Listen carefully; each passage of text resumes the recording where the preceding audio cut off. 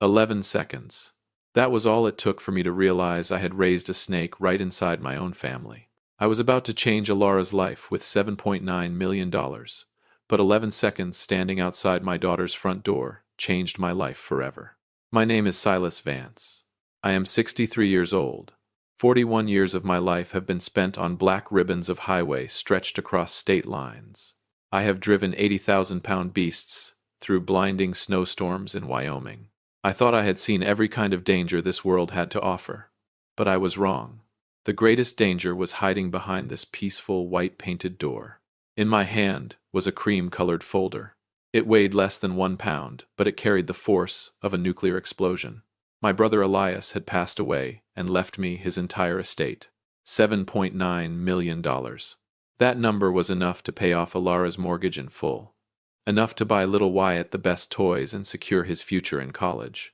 I stood there with my hand touching the doorknob, but I had not turned it yet. I wanted to surprise her. I wanted to see tears of happiness in my daughter's eyes. But then Dominic Thorne's voice came from inside. My polished son-in-law. His voice was as cold as black ice on a midnight road. He was talking about me, and he called me a burden. Welcome to Dad's real-life revenge. If you have ever been betrayed by family because of money, hit like and leave your story in the comments. We need to hear about justice. My heart tightened. The $1 million folder suddenly felt hot in my hand like a burning coal. I did not open the door. I took one step back. One step that began a journey no map could ever guide. A journey of punishment. I held my breath, my back pressed against the cold brick wall. Inside, Dominic's voice kept going. He had no idea that Silas Vance was standing only inches away on the other side of that thin wooden door. It was almost laughable. An old truck driver who had spent his entire life fighting sunstorms and endless highways was now standing outside listening to his own son-in-law like a thief in the night. Dominic was pouring himself a drink. I could hear the ice cubes clinking against the glass. That sharp little sound scraped against my nerves. He spoke with the smug confidence of a man who believed he belonged to the upper class. He told Alara that I was a financial burden. He called me a potential liability. He complained about how often I came over to visit. He mocked my flannel shirts, saying they smelled like diesel fuel and truck smoke. He said my presence ruined the elegant atmosphere he was trying so hard to build. But the worst part was his plan. Dominic was convincing Alara to put me into a nursing home. Not a decent one. He mentioned some cheap facility on the outskirts of Peterborough. According to him, it was just good enough to keep me from starving to death without draining the family budget. His goal was crystal clear. He wanted my little house. The house I had nearly destroyed my body to pay off after decades of driving through frozen highways and blizzard-filled nights. He called my retirement pension pocket change that was not even worth thinking about. I stood there, while my rough hands, hardened by years gripping a steering wheel, began to tremble violently. Not from fear, from disgust boiling deep inside my chest. Alara barely spoke. She only cried softly. Her crying sounded so weak, too weak to defend the father who had spent his entire life raising her. Dominic let out a cold laugh. He said that once I was gone he would use my house as an investment property. He painted himself a future of wealth, built on the ashes of my life. What he did not know was that this old man was holding a check powerful enough to buy 10 men just like him. I tightened my grip around the $1 million folder. A bitter taste spread across my tongue. Quietly, I stepped away from the porch. Every step felt heavy as lead. I climbed into my old Silverado. The engine roared to life like a wounded animal. I looked into the rearview mirror. My eyes were cold as ice. This performance had only just begun. Dominic wanted a poor, helpless old man. I was going to give him the most pitiful, confused old fool he had ever seen.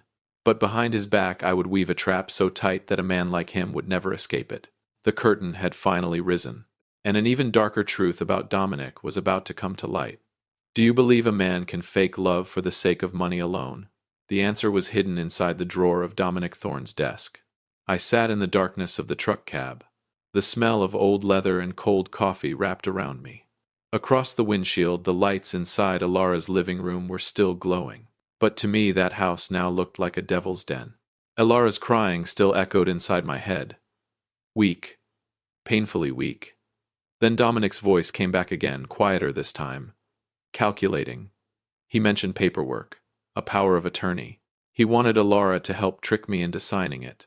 He claimed I was starting to show signs of memory loss. He said it was the only way to protect the family assets before I wasted everything on foolish things. The irony almost made me laugh. That man wanted to control the finances of someone who had never even owed a single traffic ticket in his life. He wanted to turn me into an incompetent old fool on paper. I looked down at my hands. Thick knuckles, rough skin, scars from repairing engines beneath frozen trailers and temperatures below zero. These hands had fed an entire family. Now they were trembling with a cold and murderous rage. Slowly I started the engine. I did not turn on the headlights. I backed the Silverado out of the driveway like a ghost. I did not want them seeing me tonight. I needed silence. I needed room to think. Dominic Thorne had no idea what he had just awakened. He thought I was an old piece of furniture waiting to be thrown away, a problem to remove before he could sink his claws into my little house.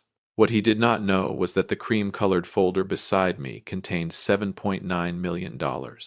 And what he definitely did not know was that 41 years on the road had taught me how to spot disaster long before the crash happened. Dominic was an oil slick on black ice. And I was not about to lose control. I drove back toward my empty house while my mind began building plans like blueprints. I needed to know why he was in such a hurry, why a man wearing watches worth more than most people's monthly salary was so desperate to get his hands on a retired truck driver's modest home. I parked in front of my house. Tonight I would not sleep. Tonight I would prepare a gift for Dominic. A gift wrapped in deception. But there is one thing I have not told you yet. When I looked through the crack in the door, one final time, I saw Dominic pull a stack of red overdue notices from his briefcase. Under the living room light, his face had turned pale. The man was drowning in debt, and the amount was far bigger than Alara could ever imagine. My son-in-law's cruel little plan was never just about stealing my house. He was dragging my daughter down into the abyss with him. I stepped into my empty house. Silence swallowed everything. I tossed my keys onto the old wooden table. The dry clatter echoed through the darkness. Beside it sat the $1 million folder motionless like a sleeping monster. I lowered myself into the worn-out armchair. For 41 years, I had faced blinding snowstorms and endless highways. I had hauled 80,000 pounds of cargo through deadly mountain curves where one mistake could send a man straight into a frozen grave. Black ribbons of asphalt had never frightened me. But the coldness in Dominic's words was different. It seeped into my bones, and it forced me to face a painful truth. My son-in-law was not family. He was a predator. When he looked at me, he did not see a man. He saw scrap metal. An old truck driver in grease-stained flannel shirts. A lonely old fool whose life could be stripped apart piece by piece and converted into cash. Dominic believed he was clever. He believed expensive suits and polished shoes could hide the rot underneath his skin. That was when the rage began to rise inside me. Not loud rage, not screaming rage, cold rage. The kind you feel when your engine dies in the middle of nowhere at midnight. You do not panic. You start looking for tools. I stared into the mirror across the room. The long-haul driver was back. I was no longer some helpless old father waiting to be discarded. Dominic wanted a game. He wanted a confused old man he could manipulate and control. Fine. I would give him the perfect performance. I would become exactly what he wanted to see. An aging Silas Vance. Slow, forgetful, harmless. I would let him believe victory was already sitting in the palm of his hand. But hidden underneath that disguise, something else was taking shape. A response. I was not just going to protect my money. I was going to rip the mask off his face before he could make his move. I opened the desk drawer and pulled out an old address book. It was time to call some old friends. Men who knew how to dig into places, respectable people, avoided. Men who understood how to follow shadows without leaving footprints behind. Dominic had forgotten one important thing. Truck drivers have a network far larger than most people realize. And when we decide to settle a score, we do not stop halfway. Black ice and cold fury were waiting for Dominic Thorne just up the road ahead. And if you think this story is already dangerous, wait until you see the gift I prepared for him next. The next morning I began my transformation. I picked the oldest flannel shirt I owned. The elbows were torn and the fabric carried grease stains that would never come out. I deliberately skipped shaving. I let my face look tired and worn down. A washed-up old truck driver. That was the image Dominic wanted to see. I drove to my daughter's house and forced myself to walk slowly. I let my shoulders sag a little. When I stepped into the kitchen, Dominic was already sitting there scrolling through his expensive tablet with an irritated expression. I pretended to struggle with my old phone before shuffling closer to him with a confused look on my face. I asked why milk prices at the grocery store had gone up so much lately. I muttered about not understanding why my pension payment was delayed this month. Dominic looked up at me with pure disgust in his eyes. He sighed, as if answering me was the greatest burden in the world. Then I delivered the final touch. I asked him if he could explain the Google to me. I told him people kept saying it had all the answers, but I did not know where to click. A smug smile spread across his face. He glanced at Alara, as if to say, "Your father really is losing his mind." Then he started explaining things to me in the same tone someone would use with a 3-year-old child. I nodded eagerly. I even pretended to take notes on a scrap piece of paper. I let him believe he was the smartest man in the room. What Dominic did not realize was that while he was enjoying his moment of superiority, I had already glanced across the documents sitting beside him on the table. Overdue notices, debt statements, bright red numbers, screaming from the pages. Dominic was drowning, while desperately trying to dress himself like a successful gentleman. A few minutes later, I thanked him for his help and left the house looking grateful for his wisdom. But the second I stepped outside, my posture changed. I no longer walked bent over. My eyes sharpened like steel. The performance of the confused old fool had worked perfectly. Dominic had completely lowered his guard. He believed this old sheep was finally ready for slaughter. But this game was only halfway finished.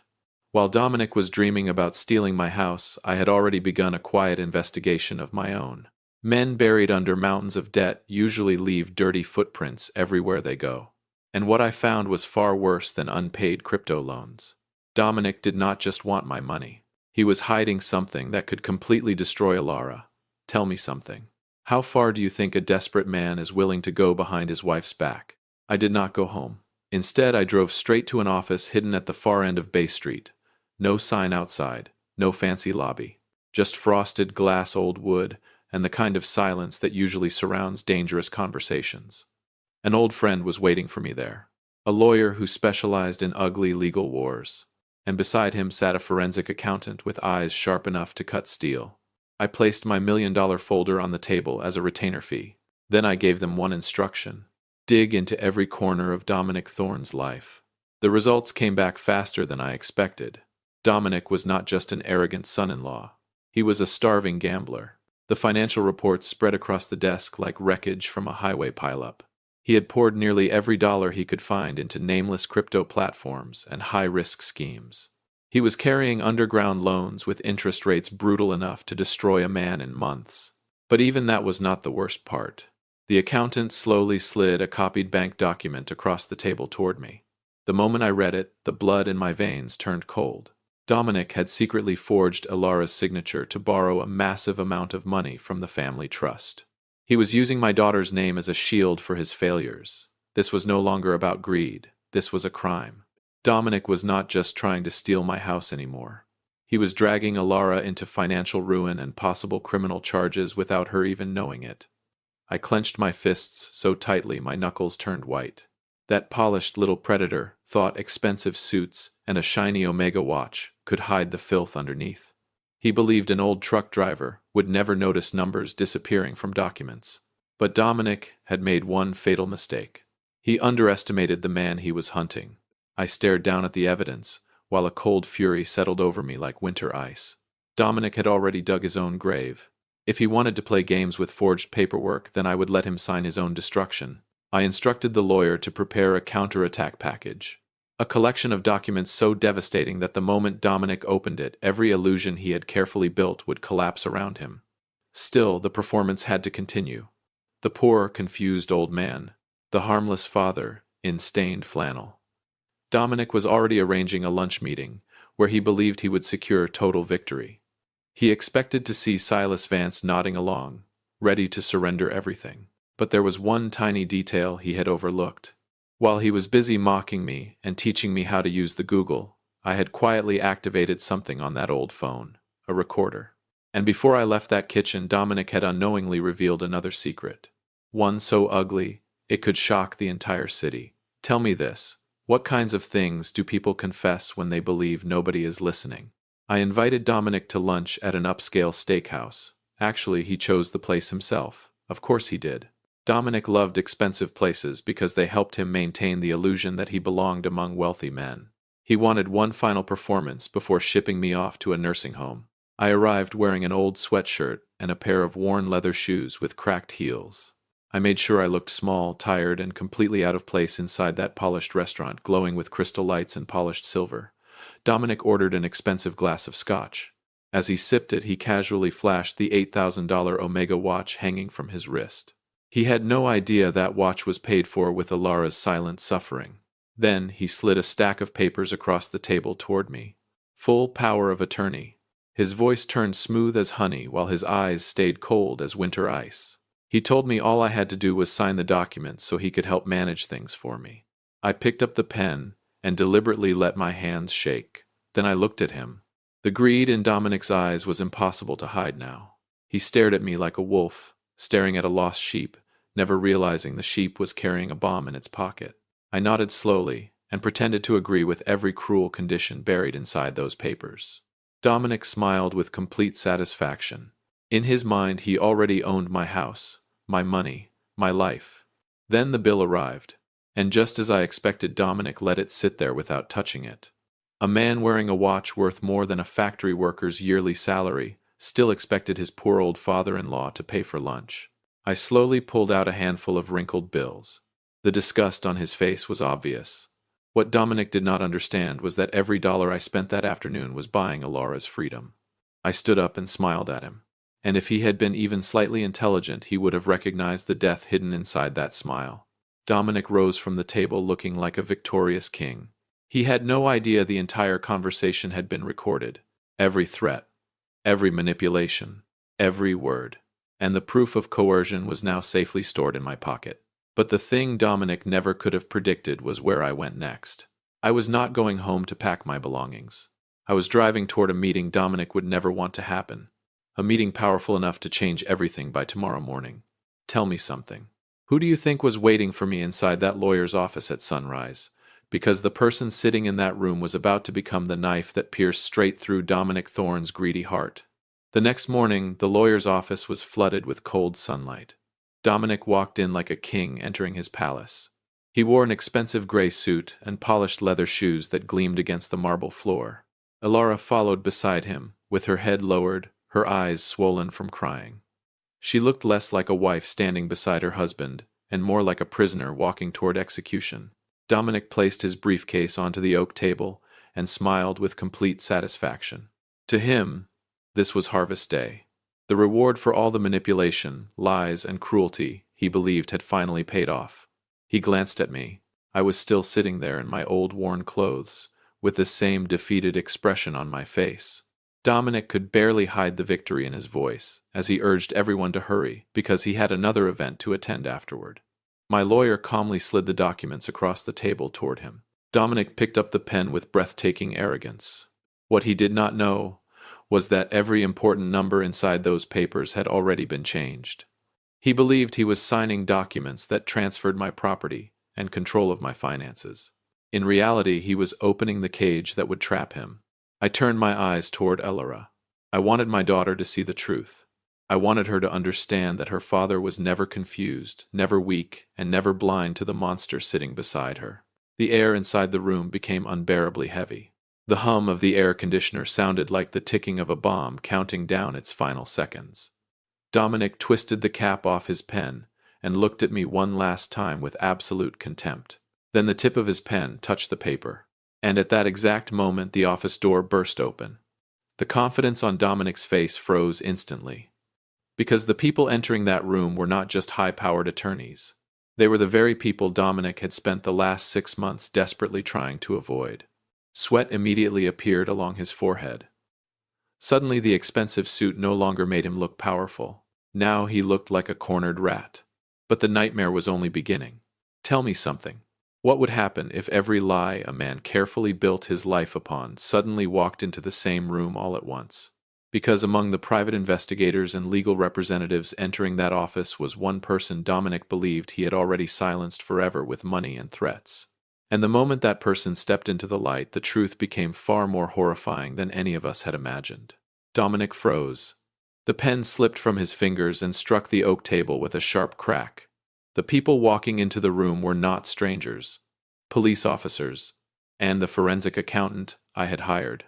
Dominic stammered as he tried to recover the fake confidence he always wore like armor, but sweat was already soaking through the collar of his expensive dress shirt. Slowly, I stood up.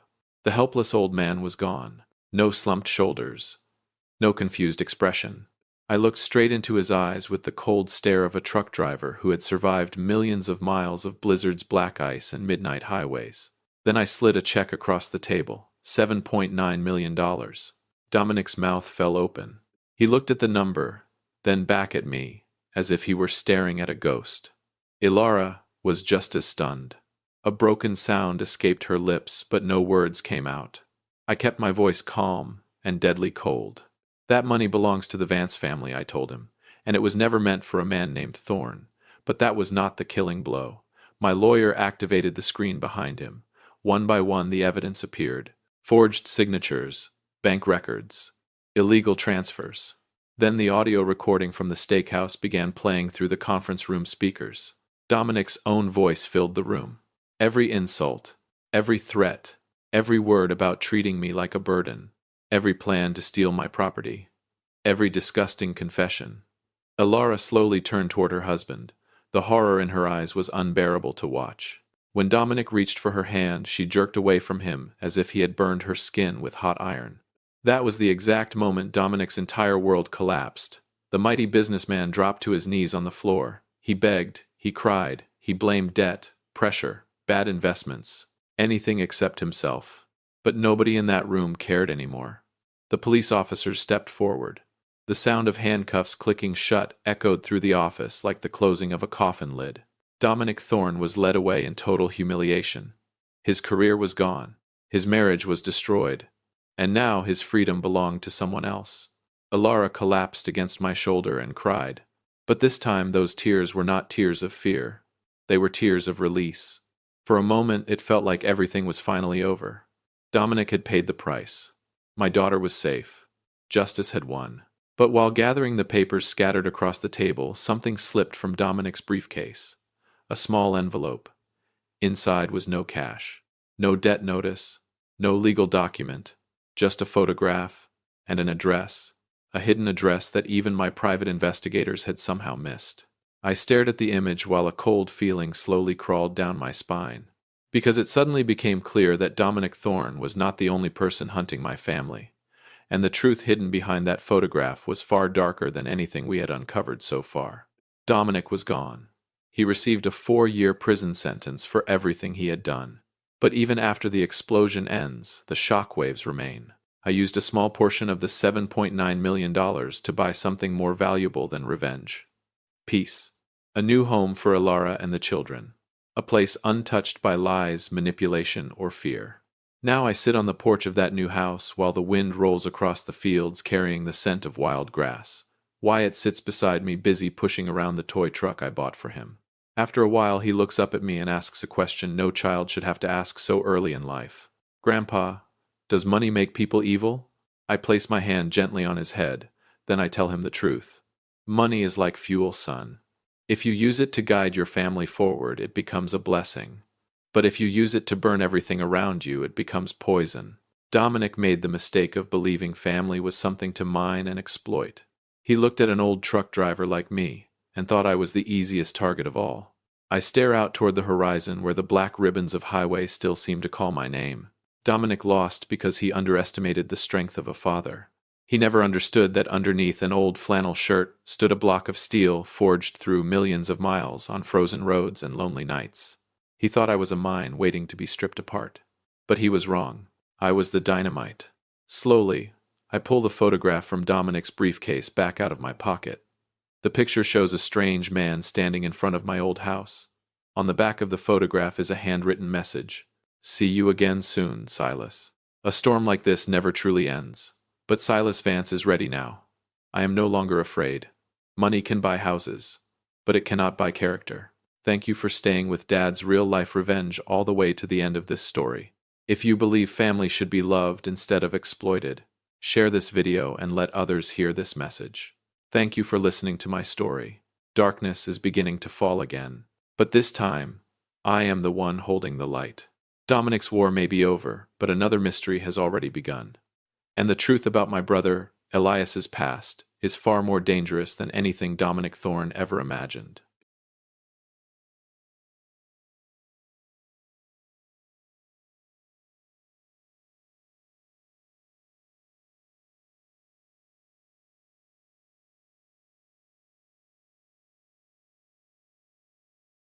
I was sitting in a cardiology clinic and happened to notice a photograph of a woman on the doctor's desk. She was wearing a navy blue silk dress. As I absent-mindedly looked at the photo, the doctor walked in and said, "That's Diana, my fiancée. We got engaged last weekend." But the woman in the photo was Meredith, the wife who had lived with me for the past 8 years. I had personally zipped up the back of that navy blue silk dress. That day she had kissed me on the cheek. She told me she was going out for tea with an old friend. But in this photograph she was beaming with happiness, her hand tightly intertwined with Dr. Julian's under the sunlight of the Amalfi Coast. Welcome back to Dad's real-life revenge. I'm Dr. Raymond Vance, an experimental chemist. Grab a glass of water, some snacks, get comfortable, and remember the people in these stories had every opportunity to do the right thing, they simply chose otherwise. Leave a comment with the number 1 so we can continue the story, and hit subscribe, you're going to enjoy this one. Before the doctor had even finished speaking, my heart felt as though it had stopped beating. My body felt ready to explode and anger consumed every ounce of reason. My ears rang. A sudden surge of adrenaline rushed through me. The room temperature was 15 degrees Celsius, yet I felt an icy chill spread through my entire body. Meredith, or Diana, the woman lying beside me every night, was in fact another man's fiancée. This betrayal tasted like rusted metal. My brain immediately switched into the analytical mode of a scientist. I did not scream. I did not flip over the desk. I chose silence and observation. I looked directly at Julian, noting every gesture he made as though he were a specimen in a laboratory. I needed quantitative evidence before reaching a final conclusion. Hatred is a chemical reaction with a very long half-life, and I would be the one in control of that reaction. That evening, I sat across from Meredith at the oak dining table in our home. On the table was a plate of seafood linguine. The aroma of butter, garlic, and thyme blended together to create an incredibly warm atmosphere. If it had been yesterday, I would have thought this was heaven. But now this room was merely a laboratory, and the woman sitting across from me was a specimen requiring psychological dissection. As Meredith twirled strands of linguine around her fork, she told me about an afternoon shopping trip with her best friend. She spoke naturally. There was not the slightest fluctuation in her tone, not a single misplaced blink. Her blinking frequency was 14 times per minute, completely within the range of someone telling the truth. This level of deception had achieved biological perfection. But I knew the truth. Earlier that day she had been in Julian Montgomery's arms under the name Diana. "You look tired today," Raymond Meredith said. Her voice was as soft as velvet. Her slender hand lightly touched the back of mine. Her body temperature was approximately 36.5 degrees Celsius. Yet it felt as though I had just touched a block of Arctic ice. The sensation was disgusting. I had to summon every ounce of willpower to keep the muscles in my face from twitching. I smiled. A carefully calculated smile designed so that the facial muscles relaxed by exactly the right amount. "Just a few problems at the laboratory, sweetheart. Compound B is experiencing a slight margin of error in the final testing phase." When Meredith heard the words Compound B, her pupils dilated by approximately 0.5 millimeters within a tenth of a second. It was the unmistakable reaction of greed. I silently finished my plate of pasta. The contrast between the warm meal and the cold conspiracy within this house made me nauseous. That night, lying beside her, I listened to the steady breathing of the woman who had shared my life for 8 years. 8 years is a significant portion of a lifetime. I wondered whether any of it had been real or merely an illusion. I stared up at the dark ceiling. My mind began connecting the events one by one. A terrible suspicion emerged. This woman's betrayal was not merely an affair. It was connected to the work that represented my life itself. I needed to check the server system immediately. Something horrifying was hidden within the company's network data files, something I had overlooked. 200A. I walked down to the basement. This was where the personal server system connected to the network of the biotechnology corporation I had founded was located. I did not turn on the lights. The blue glow from the computer screens reflected off the walls, creating long, distorted shadows. The cooling fans hummed softly in the darkness. I entered the master administrator access code. My fingers tapped across the mechanical keyboard, producing dry, clicking sounds. I began running a command to review the system's access history over the past 30 days. I was looking for an unidentified IP address, or some kind of data breach. The results appeared after 4 minutes and 12 seconds of scanning. At 3:45 a.m. on the Monday of the previous week, an account had logged into security level 4. It was my personal account. But at that time, I had been fast asleep. Asleep because of the supplement pill Meredith gave me every night. A massive amount of data, precisely 847 megabytes, had been downloaded onto an external flash drive. Those 847 megabytes were not just numbers. They represented my entire 12-year research project on Compound B, a serum capable of reversing the aging process of heart cells. An invention worth tens, perhaps even hundreds of millions of dollars. But it did not stop there. The person who stole the data was highly intelligent. She had not merely copied it. I opened the original molecular structure formula file on the server. On line 14000 of the code, the hydrogen bond index had been altered from 2.4 to 2.1, an extremely subtle modification. If put into mass production, the compound would be ineffective. Worse, it would cause acute heart failure after 6 months of use. Meredith did not just want to steal my research. She was carrying out a deliberate act of sabotage. She wanted to turn me into a failed scientist, a madman responsible for creating a defective product, all before she and Julian Montgomery disappeared together with the perfect version she had hidden away. I leaned back in my chair. The anger rose and lodged itself in my throat. The woman I loved was slowly pushing me toward death. Then I heard a faint sound from the top of the staircase. Soft footsteps. Meredith was moving toward the basement door. Had she discovered that I was down here? The footsteps paused briefly at the top stair. I quickly shut off the computer screen. The entire room collapsed into darkness. My heart pounded, but I kept my breathing steady. A moment later, the footsteps retreated back toward the bedroom. I let out a quiet sigh of relief. Disaster had been postponed for a few more hours. The next morning, I did not go to the corporate office. Instead, I drove to a small cafe on the outskirts of the city. It was a secluded place. A man was waiting for me at a table hidden in the corner. It was Ethan, my only son from my late wife. 3 years earlier, Ethan and I had a fierce argument right in the living room. Ethan had pointed directly at Meredith and said she was a venomous snake. At the time, I had been blinded by her manufactured kindness. I slapped my son. I threw him out of the house. For the past 1095 days, I had not made a single phone call to him. The pride of a successful man had turned me into a blind fool. Ethan sat there. He was thinner than before. His hands were rough with calluses from working in a machine shop. When I sat down, he did not look at me with resentment. Instead, he pushed an old brown folder toward me. The edges were worn and frayed. "I've been waiting for this day for 3 years, Dad," Ethan said, his voice hoarse. "I knew you wouldn't believe me without quantitative evidence." I opened the folder. Inside were dozens of photographs taken by a private investigator over the past 3 years.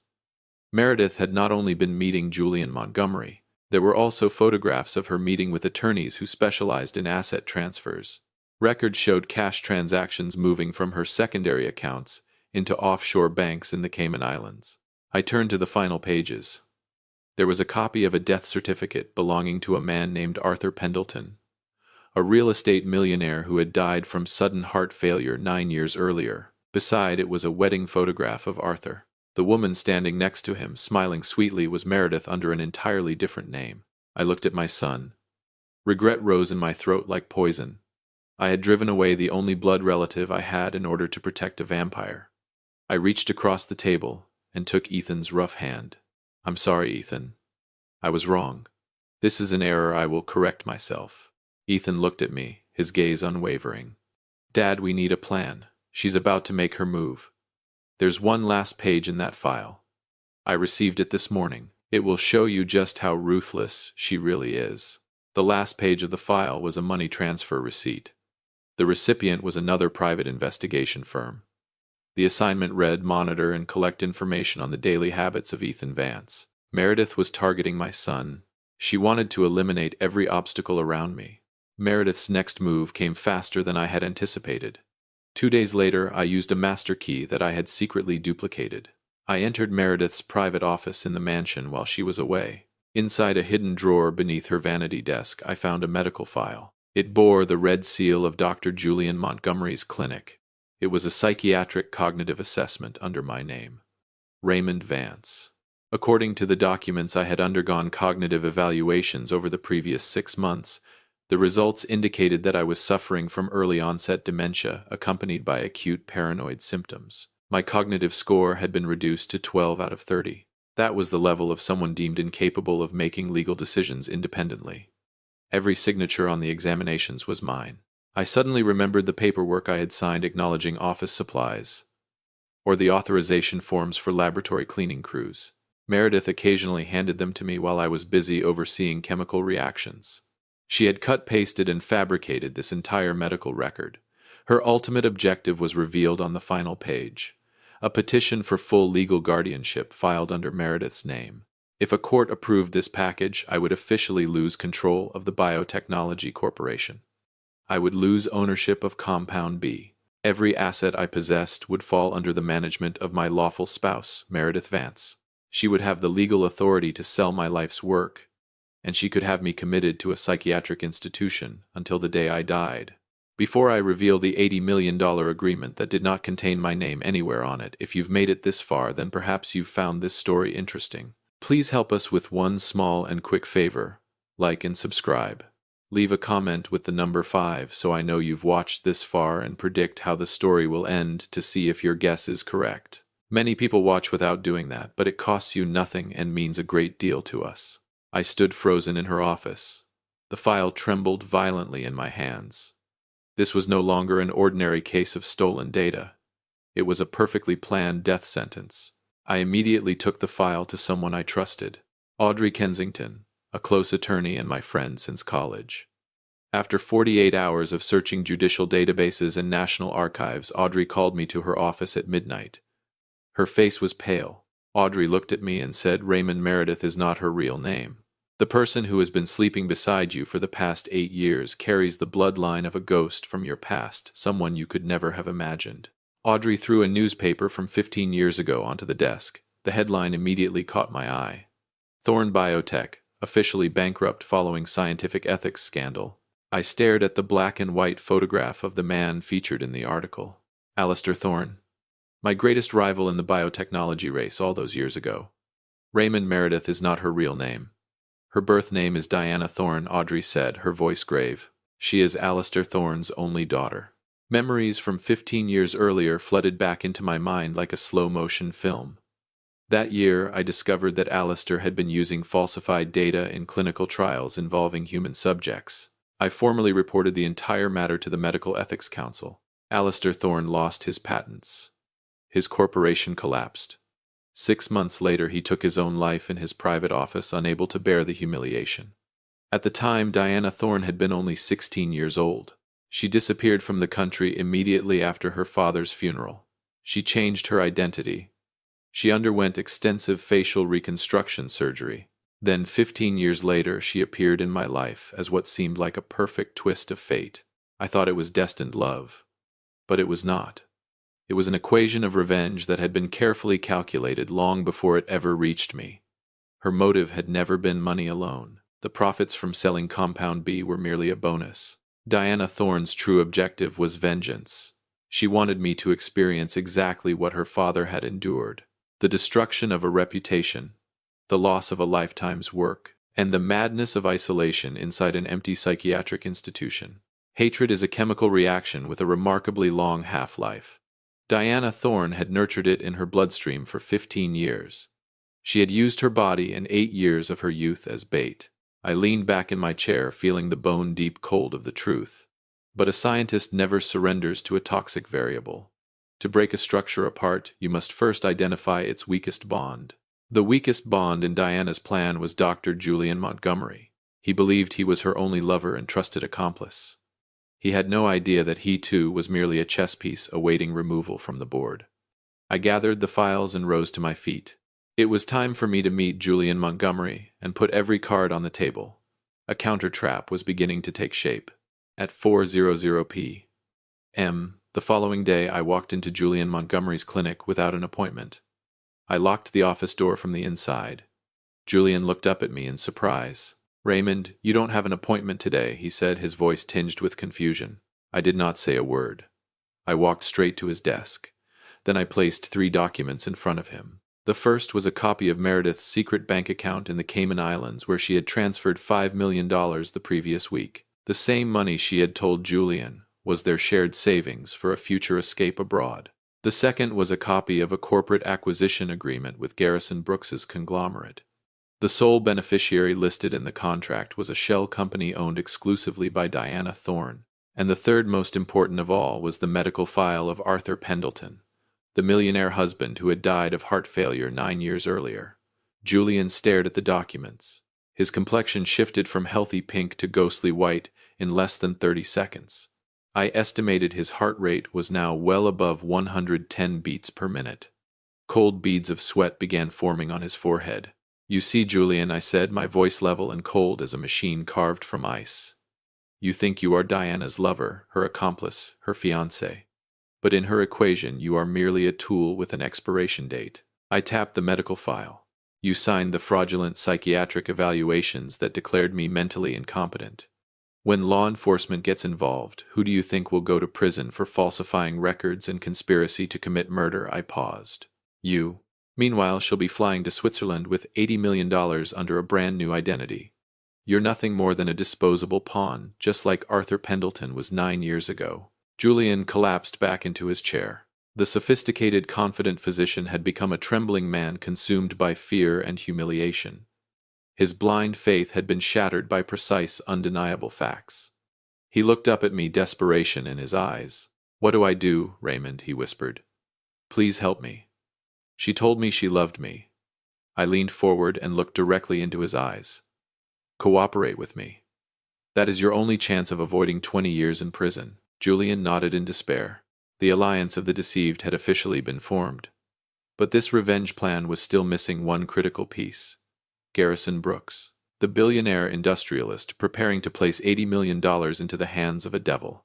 Ethan and I would have to reach him that very night, before it was too late. At 1:00 p.m. that same night, Ethan attorney Audrey Kensington and I held a secret meeting at a 5-star hotel. The person seated across from us was Garrison Brooks, the notorious billionaire tycoon who was preparing to purchase Compound B from Meredith for $80 million. At first, Garrison Brooks was furious when he saw me enter the room. Meredith had spent months telling him that I had completely lost my mental capacity. According to her, I was undergoing special treatment in a psychiatric institution. But the moment I opened my laptop and displayed the technical evidence, the instincts of a seasoned billionaire took over. He fell silent. The cold certainty of numbers has a way of convincing people. "This is the 847 megabyte data file Meredith stole from my system," I said, pointing at the code displayed on the screen. "And this is line 14,000, the one that was deliberately altered. The hydrogen bond index was reduced." I enlarged the section. "Garrison, if you sign the contract for this version tomorrow, you'll be paying $80 million for a pile of chemical garbage capable of killing people. Your corporation will be buried under heart failure lawsuits within 6 months." Garrison Brooks slammed his hand onto the table. The crystal glass beside him rattled violently. The veins in his neck bulged with rage. "That lying bitch," he roared. "She was going to trap me with defective research. I'm calling the FBI and the police right now." "No, don't." I raised a hand to stop him. A cold smile appeared on my lips. "If you contact law enforcement now, she'll destroy the original evidence and disappear using a false passport. Let her believe she has already won." I leaned forward. "Tomorrow's board meeting proceeds exactly as scheduled. Bring the $80 million check to the conference room." My smile widened slightly. "I want her to experience what it feels like to fall from the highest peak into the deepest abyss at maximum gravitational acceleration." Garrison Brooks studied me. Then he looked toward Ethan, who stood beside me with unwavering determination. Slowly, the billionaire sat back down. He took a deep breath and regained his composure. "All right, Raymond," he said at last. "I'll play my part in this performance. She's going to pay for her arrogance." That night I returned to the mansion. Meredith was already asleep. I stood in the darkness, staring at the woman behind the fabricated identity.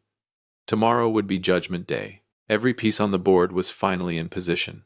What I did not know was that Diana Thorne still possessed one final hidden card. A card powerful enough to overturn the entire outcome of the meeting scheduled for the following day. At 9:00 a.m. on Friday, the main conference room of Vance Biotech was flooded with sunlight. Meredith entered the room, wearing an elegant white business suit, carrying herself like a queen about to claim her throne. Her hair was arranged in a sophisticated bun. Her eyes sparkled with triumph. Without hesitation, she sat in the chairman's seat that rightfully belonged to me. Seated beside her were several attorneys and billionaire tycoon Garrison Brooks. "Ladies and gentlemen shareholders," Meredith began. Her voice rang confidently through the microphone. "My husband Raymond Vance has unfortunately developed severe mental health issues. This is the official evaluation signed by Dr. Julian Montgomery. As his sole legal guardian, I hereby announce the transfer of ownership rights for Compound B to Mr. Garrison Brooks's corporation for $80 million. She smiled arrogantly. Her slender fingers lifted a fountain pen. She was seconds away from signing the contract that would determine all our futures. Suddenly, the conference room doors burst open. I walked in. Beside me were not my usual assistants. There was my son Ethan, attorney Audrey Kensington, and 3 agents from the Federal Bureau of Investigation. Meredith froze. The fountain pen slipped from her hand and struck the glass tabletop with a sharp crack. Her expression shifted from confidence to shock in a fraction of a second. Then she shot to her feet. "Raymond, what are you doing here? You're supposed to be in a psychiatric hospital. Security, get this insane man out of here. The person who needs to leave isn't me, Sandra Voss." I spoke loudly. I deliberately pronounced her birth name slowly and clearly. The moment the name Sandra Voss echoed through the room, every trace of confidence vanished from her face. She staggered backward. The chairman's chair nearly tipped over. "Dr. Julian Montgomery, please come in," Audrey said. Julian entered through the doorway behind us. A thick stack of original medical records was clutched in his hands. He could not even bring himself to look directly at Sandra. "I have confessed everything to the FBI," he said. "All of Dr. Raymond Vance's medical evaluations were fraudulent. Sandra Voss orchestrated and coerced the entire scheme." I walked toward the conference table. I looked directly into the eyes of the woman who had shared my bed for 8 years. "You believed you stole 847 megabytes of perfect data, Sandra," I paused. "A scientist always creates encrypted traps to protect valuable assets. The file you downloaded was a deliberately flawed version that I had prepared 3 months earlier when I first began noticing suspicious behavior from you. The perfect version never left my original server." Garrison Brooks stood. Without a word, he withdrew the $80 million check. "The game is over, Sandra," he said coldly. One of the FBI agents stepped forward. He produced an official arrest warrant. "Sandra Voss, you are under arrest for identity fraud, large-scale financial fraud, and conspiracy to poison and harm the health of Raymond Vance." The metallic click of handcuffs echoed sharply through the room. Sandra stared at me with eyes overflowing with hatred and despair. She was escorted from the conference room before the entire board of directors. 15 years of plotting by the Voss family had collapsed in less than 5 minutes. The revenge was complete, executed through a mathematical equation with no margin of error. She was escorted toward the police vehicle. But as she reached the grand lobby of the corporation, Sandra suddenly turned back and looked at me. A ghostly smile appeared on her face. Then she whispered a single sentence. The words froze the blood in my veins. This plan had never been hers alone. Her true accomplice was still standing right beside me. The true accomplice. I looked around the conference room. My eyes settled on Julian. He was trembling. But it was not him. He had only ever been a pawn. My gaze shifted to someone else. The corporation's attorney, the man who had quietly helped Sandra legitimize the guardianship documents without my knowledge. The final truth had been stripped down to its core layer. The FBI immediately detained him. My mathematical equation contained no errors. It merely required a few additional seconds to complete its final calculation. 1 month after that day of judgment, the official launch of Compound B was an overwhelming success at the National Convention Center. Vance Biotech's stock surged by 35% during its very first trading session. The media called me a genius, a survivor, a hero who had escaped a shocking family conspiracy. But I was not present at the celebration filled with cameras and applause. Instead, I sat in my old laboratory in the basement. The room was quiet. Only the soft hum of the cooling system filled the air. Ethan walked in carrying 2 cups of hot coffee. He placed one on the table in front of me and sat down across from me. The rich aroma of freshly roasted coffee warmed a place that had once felt unbearably cold. I looked at my son. I looked at the calluses on his hands. Then, I looked back at the glowing chemical vials lined up on the shelves. Throughout my scientific career, I had spent tens of thousands of hours searching for complex structural formulas. I wanted to discover compounds that could extend human life, but I had forgotten the most fundamental truth of all. Life only has value when it is surrounded by honesty and genuine love. The pride of a successful man had once turned me into a blind fool. I believed the sweet words of an enemy wearing a flawless mask, and because of that I drove away my only son. The one person willing to spend 3 years of his life quietly protecting me from the darkness. Compound B could heal damaged heart tissue, but it could not heal a soul wounded by betrayal. The only things capable of doing that are forgiveness and the courage to face one's own mistakes. The truth may arrive late, but it is always the most accurate answer. Never allow pride to prevent you from listening to the people who truly love you. The truth never becomes outdated. Thank you for staying with me until the end of this story. Join our community by pressing the like and subscribe buttons to enjoy more compelling and emotionally powerful family stories. And as always, thank you for being part of this space.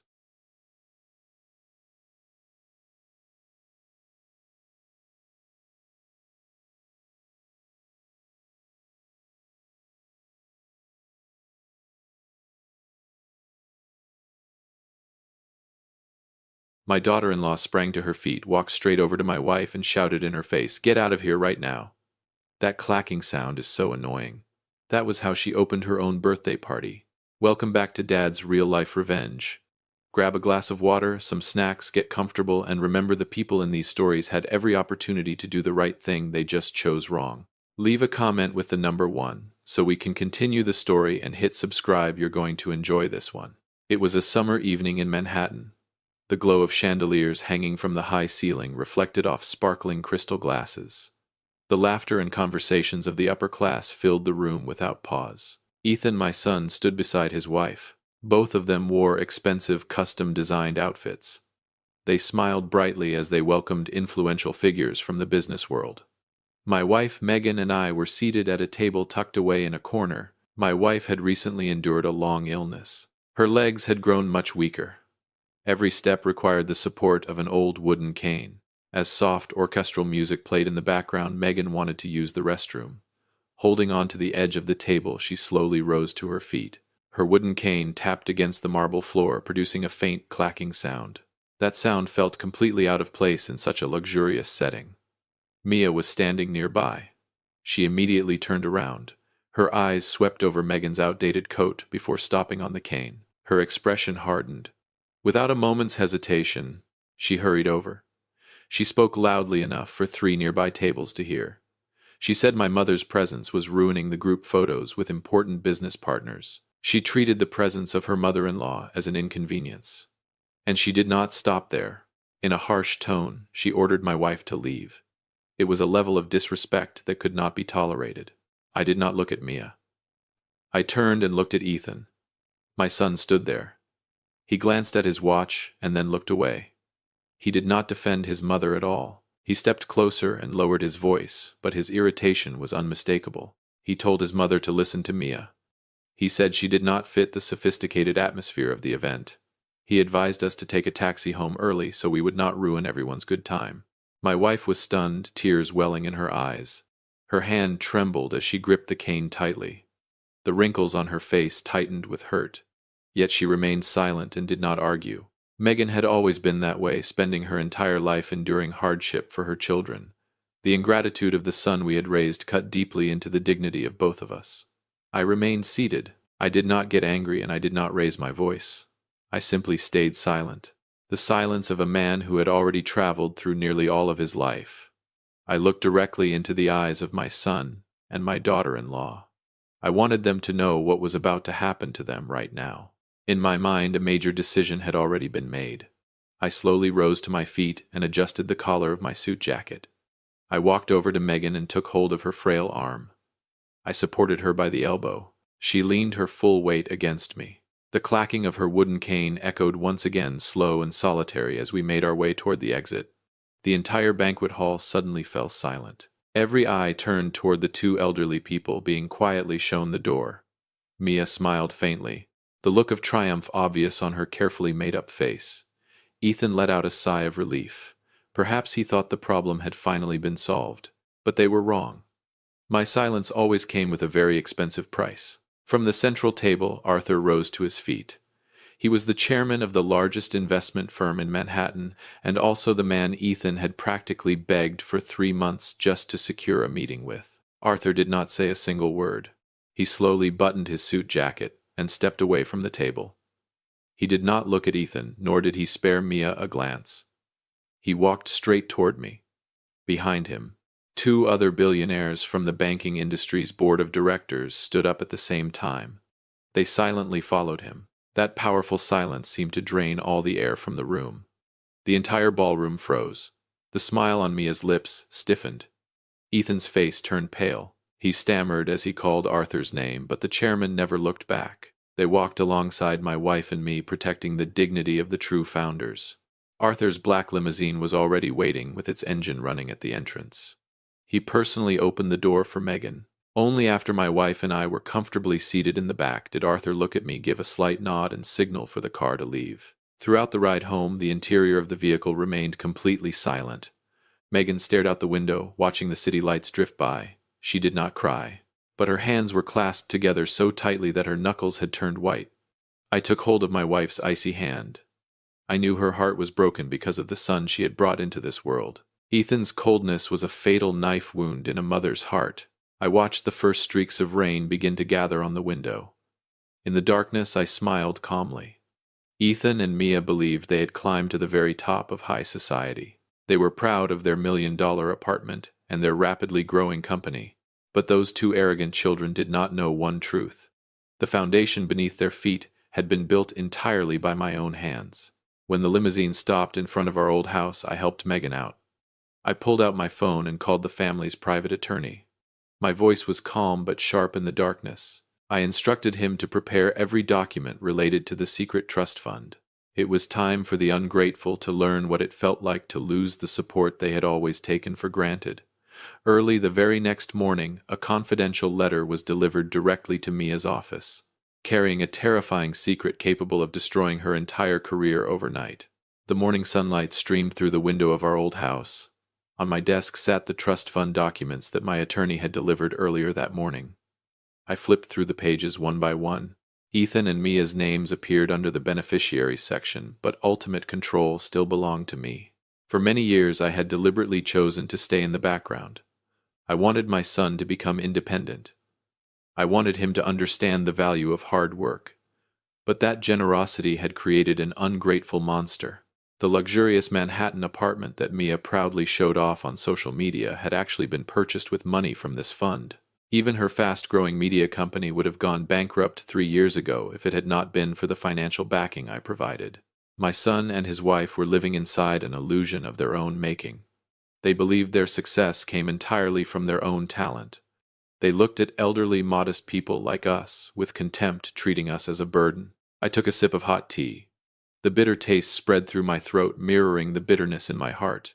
No matter how magnificent a house may appear from the outside, if its foundation is built on sand, even a gentle breeze can make it sway. People are no different. When they forget their roots, when they forget those who sweated and sacrificed to pave the road before them, their collapse becomes only a matter of time. At that moment, photos from the previous night's party were beginning to flood online news outlets. Mia posted a lengthy article boasting about an upcoming international project that was about to be signed. She carefully edited out every trace of my wife and me. Ethan shared the post as well, adding words of praise for his wife. They were intoxicated by a false spotlight. What they did not know was that 3 of their most important business partners had just withdrawn their names from the guest list for the upcoming signing ceremony. My dignity could endure an insult, but the dignity of my old friends could not. I closed the file. The covers struck together with a dry sound. Megan entered the room, still holding her wooden cane with trembling hands. She looked at me with sad but understanding eyes. She did not ask me to forgive our son. She simply sat down in the chair across from me.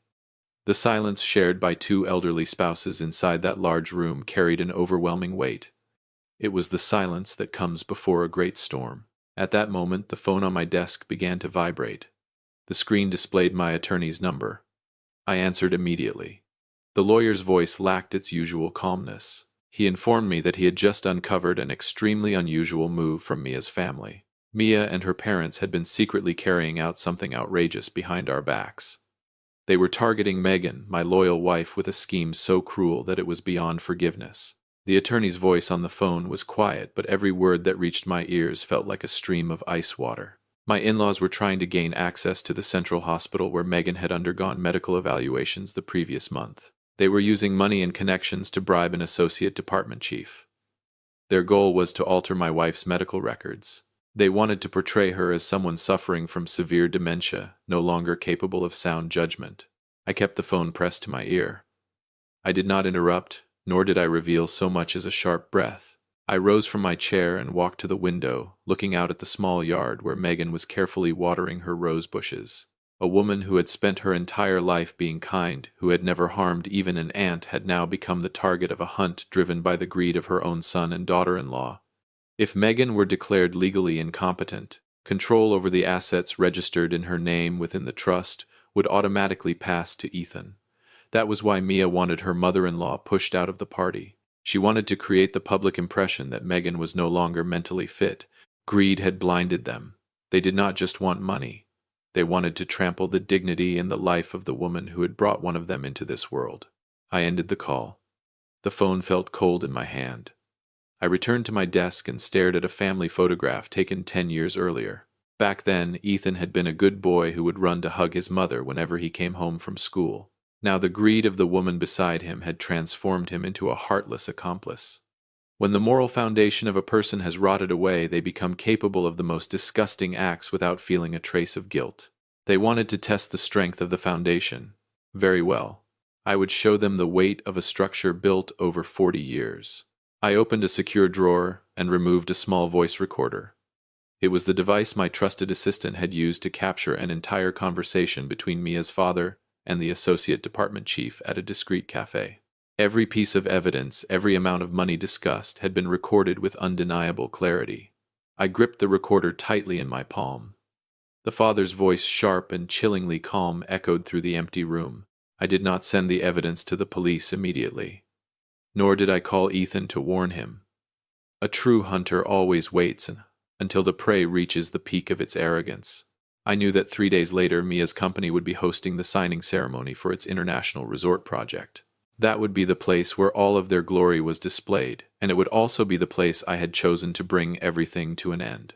What I did not expect was that very same evening, Ethan would drive to our old house on his own, carrying a sinister contract in his hands. The engine of a luxury car came to a stop in front of our old house.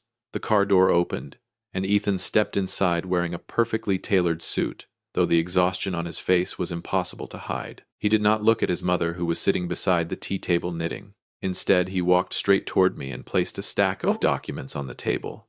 In the tone of a busy executive, he explained that the papers were an authorization agreement for asset management, supposedly to make investing in a new project more efficient. He claimed that because his mother's health had declined recently and her memory had become unreliable, it would be better for the entire family if the assets were placed under his control. I looked at the documents on the table and then raised my eyes to my son. He checked his watch twice within a single minute. To him, sitting in this old house and speaking with his parents was nothing more than a waste of valuable time. He was eager to return to Mia's glamorous world. I did not touch the pen he offered me. I simply remained silent. My silence lasted so long that Ethan began to grow uneasy. He started rambling about the future, about the enormous profits the international resort project would supposedly generate. I stood up and walked over to Megan. I placed a hand on my wife's frail shoulder and felt the faint tremble that ran through her body as she listened to the lies coming from our son. Then I turned and looked directly into Ethan's eyes. I told him to go home for now because I needed time to review everything carefully. Ethan was clearly displeased, but faced with my firm refusal, he reluctantly gathered the documents and stormed back to his car. Once the sound of the engine had completely faded into the distance, I turned on my computer.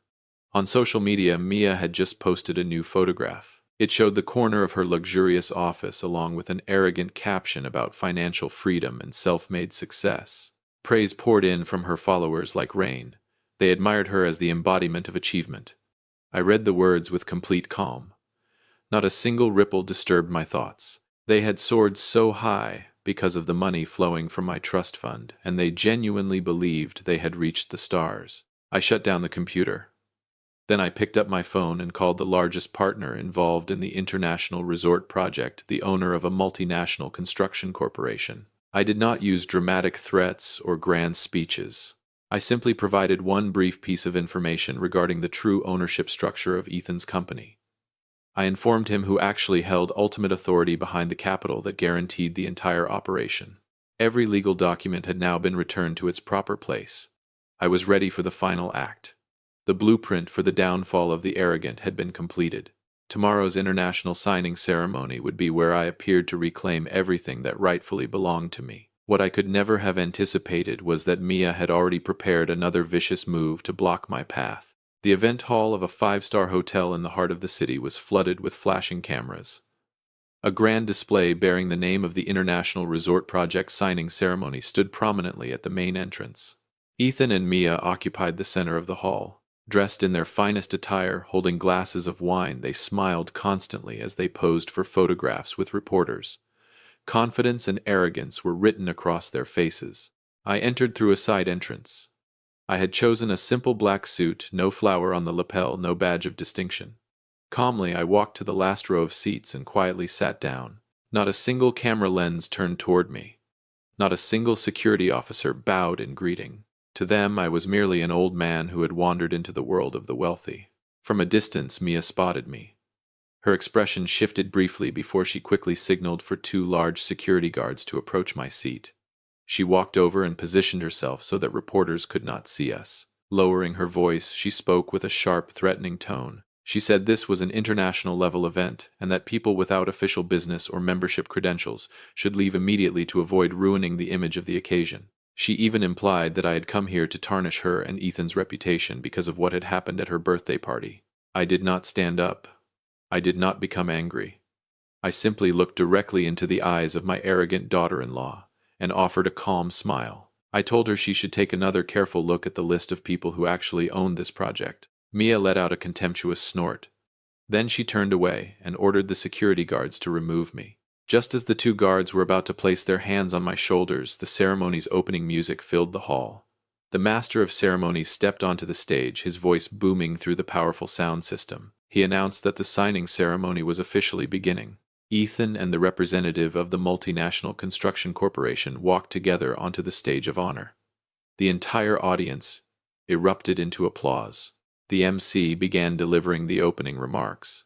He respectfully introduced the largest shareholder, the person who held ultimate decision-making authority through 60% ownership of the entire resort project. This individual was also the true owner of the investment fund that financially backed Ethan and Mia's company. The entire hall held its breath, waiting to hear the name of a powerful figure from the financial world. Ethan proudly adjusted his tie, preparing himself to welcome the billionaire he had admired for so long. When the MC announced my name through the microphone, every spotlight in the hall immediately swept across the audience before stopping directly on the seat where I was sitting. Mia and Ethan froze where they stood, their faces twisted in shock as a horrifying truth shattered everything they thought they knew. It was a reality far beyond anything they had ever imagined. I rose to my feet beneath the spotlight. Slowly, I walked toward the stage. The sound of my leather shoes striking the wooden floor echoed with a dull rhythm. The entire hall fell silent. Hundreds of eyes were fixed on me, the old man, who only a minute earlier had been dismissed as someone who did not belong there. Ethan stood frozen in place. The color had completely drained from his face. His hands trembled uncontrollably. The pen he had intended to use for the signing slipped from his fingers and rolled across the glass table. Mia stood with her mouth hanging open, her eyes wide with fear. I stepped up to the podium. I did not look at my son or my daughter-in-law. Instead, I faced the board members and international investors seated before me. I did not need to shout into the microphone. With the calm, seasoned voice of a man who had lived through decades of experience, I began presenting the facts one by one. I publicly disclosed the documents showing how Mia's company had manipulated financial records to conceal bad debt. I presented evidence proving that funds had been withdrawn from my trust without the approval of its founder. With every statement I made, the murmurs among the investors grew louder. They exchanged uneasy glances before turning toward Ethan with anger in their eyes. The representative of the multinational construction corporation immediately rose from his seat. He withdrew the contract that was moments away from being signed. Panic overtook Mia. She rushed toward me, attempting to seize the microphone. Stammering, she claimed that I was lying, that I was a cruel father trying to destroy his own children. I remained silent and took a single step backward. I had no need to argue with her. My attorney stepped onto the stage and placed another file on the table. It contained recorded evidence of the scheme to falsify Megan's medical records in an attempt to seize her assets. At that moment, the entire cruel truth was laid bare before the public. Outrage swept through the hall. Reporters fired off photographs without pause. Flash after flash illuminated Mia's pale face. I turned toward Ethan and announced that I was withdrawing 100% of the investment capital backing the company, effective immediately. The carpet beneath the feet of the arrogant had been completely pulled away. The collapse happened instantly. International partners turned their backs and walked out. The signing ceremony became the biggest embarrassment of the year. Mia crumpled onto the stage floor, expensive makeup streaking down her face with tears of humiliation. Ethan looked at me, his lips trembling as though he wanted to beg for mercy, but I had already turned away and begun walking toward the exit. The hollow foundation beneath them had finally given way. Yet the real punishment awaiting the two ungrateful souls was only the beginning of a far more devastating chain of tragedies than they could ever have imagined. If you've followed the story all the way to this point, then perhaps you've found it interesting. Please help us with one small and quick favor: like and subscribe. Leave a comment with the number 5 so I know you've made it this far, and tell me your prediction for how the story will end to see if you're right. Many people watch without doing that, but it costs you nothing and means a great deal to us. The media storm swept across the city overnight. Ethan and Mia's names flooded newspapers and news sites, not as successful young entrepreneurs, but as financial fraudsters and ungrateful children. Their downfall unfolded with terrifying speed. Once the financial backing from my trust fund was withdrawn, Mia's company immediately plunged into insolvency. The banks did not sit by and watch. They swiftly froze every account and seized the remaining assets belonging to the two of them. Just 2 days after the signing ceremony, their luxurious Manhattan apartment was sealed off. I stood across the street and watched quietly. Ethan and Mia stood on the sidewalk in the early season cold. Beside them were 5 cardboard boxes containing the few clothes and personal belongings they had left. Mia was no longer dressed in designer labels. She wore a simple coat. Her hair was disheveled, and she constantly tapped numbers into her phone. She called the people who had once praised her at exclusive social gatherings. But all she received were unanswered calls and abrupt hang-ups. Society's indifference toward those who no longer have money can be brutal. When you are at the top, everyone wants to be your friend. When you fall, they treat you like a contagious disease. Ethan sat hunched over on a cardboard box. His face was buried in his hands and his shoulders shook uncontrollably. He had lost everything: his reputation, his career, his wealth, and his self-respect. He glanced at Mia and then stared into empty space. The arrogance that had once defined him was gone. In its place was the misery of a child stripped of every layer of protection. They were finally experiencing what it meant to have no home and no money, just as they had once been willing to cast an elderly mother aside. I turned away without a trace of sympathy. A foundation built upon lies and ingratitude can end only one way. They would have to learn how to rise from the ruins they had created themselves. Over the next 2 weeks, nobody knew where Ethan and Mia had gone. They disappeared completely from Manhattan's elite circles. But I knew that material punishment alone was never enough for a child who had lost his conscience. The true torment would come when they realized they had lost the most valuable thing of all. Then, on a late afternoon, as the largest thunderstorm of the year poured over the city, frantic knocking echoed through the front door of our old house. It brought with it a heartbreaking sight, one that left Megan unable to hold back her tears. The rain hammered relentlessly against the metal roof of our old house. Thunder and wind howled outside the windows. I sat in my familiar wooden chair holding a cup of tea that had long since begun to cool. Megan sat across from me, slowly knitting a sweater for the coming winter. The peaceful atmosphere inside our home felt completely detached from the chaos raging in the outside world. Then suddenly a frantic pounding echoed through the house. The knocking was forceful, mixed with muffled sobs coming from the other side of the wooden door. Megan flinched. Her frail hands froze in place.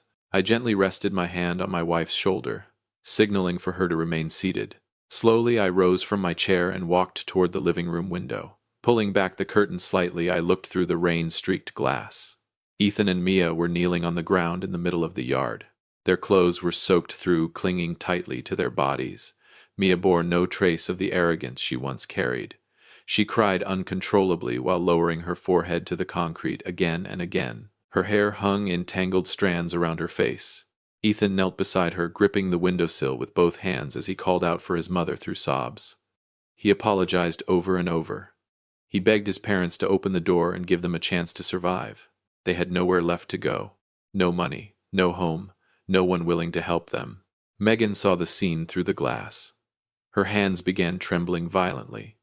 Tears rolled down cheeks marked by age and hardship. She started to rise from her chair. She wanted to open the door. She wanted to embrace her son. But I stepped beside her and gently placed a hand on her shoulder. I shook my head. The silence between us carried an enormous weight. I turned back toward the window and looked directly at my son, kneeling beneath the storm. I did not hate him. What I felt was a profound sadness. People often discover regret only after they have lost everything. The remorse displayed beneath that curtain of rain did not come from understanding what they had done to a mother. It came from needing shelter from the storm their own choices had created. I did not unlock the door. I remained motionless behind the glass, allowing their cries to be swallowed by the relentless rain. The words of a father echoed quietly through my mind, calm yet sharp as a blade. Some foundations once cracked beyond repair are not rebuilt. All that remains is to stand back and watch them collapse. It was too late for salvation. That night the two broken figures eventually staggered away through the storm in complete despair. By the time dawn arrived, the old house stood nearly empty. Megan and I had packed our belongings the night before. We stepped outside and climbed into the car, ready to begin an entirely new chapter of our lives. Behind us, we left one final legacy, one that would make Manhattan's entire upper class bow their heads in respect. The sound of ocean waves gently rolled onto the white sandy shore. Breezes carrying the salty scent of the sea drifted across the porch. 3 months after that stormy night, Megan and I had moved to a peaceful coastal town. This morning, warm sunlight flooded the small yard. My wife sat in a wicker chair, the peaceful smile having finally returned to her face. Her hands no longer trembled as they once had. She was flipping through photographs of the charitable foundation that bore her name. Before leaving Manhattan, I used every remaining dollar from the trust fund to establish the Megan Foundation. It is an organization dedicated to providing support and medical care for elderly people living alone, for fathers and mothers abandoned by their children. I wanted to transform my family's pain into something meaningful for others. Members of high society and many former business partners generously contributed to the foundation. They respected us not because of wealth, but because of the moral legacy we had chosen to leave behind. I walked over and placed a warm cup of tea into Megan's hands.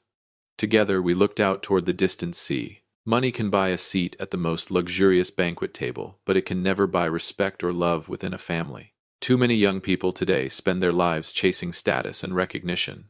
They view the aging and slowing of their parents as a burden. What they fail to realize is that those quiet figures standing in the shadows were the ones who laid the very first bricks in the foundation of their lives.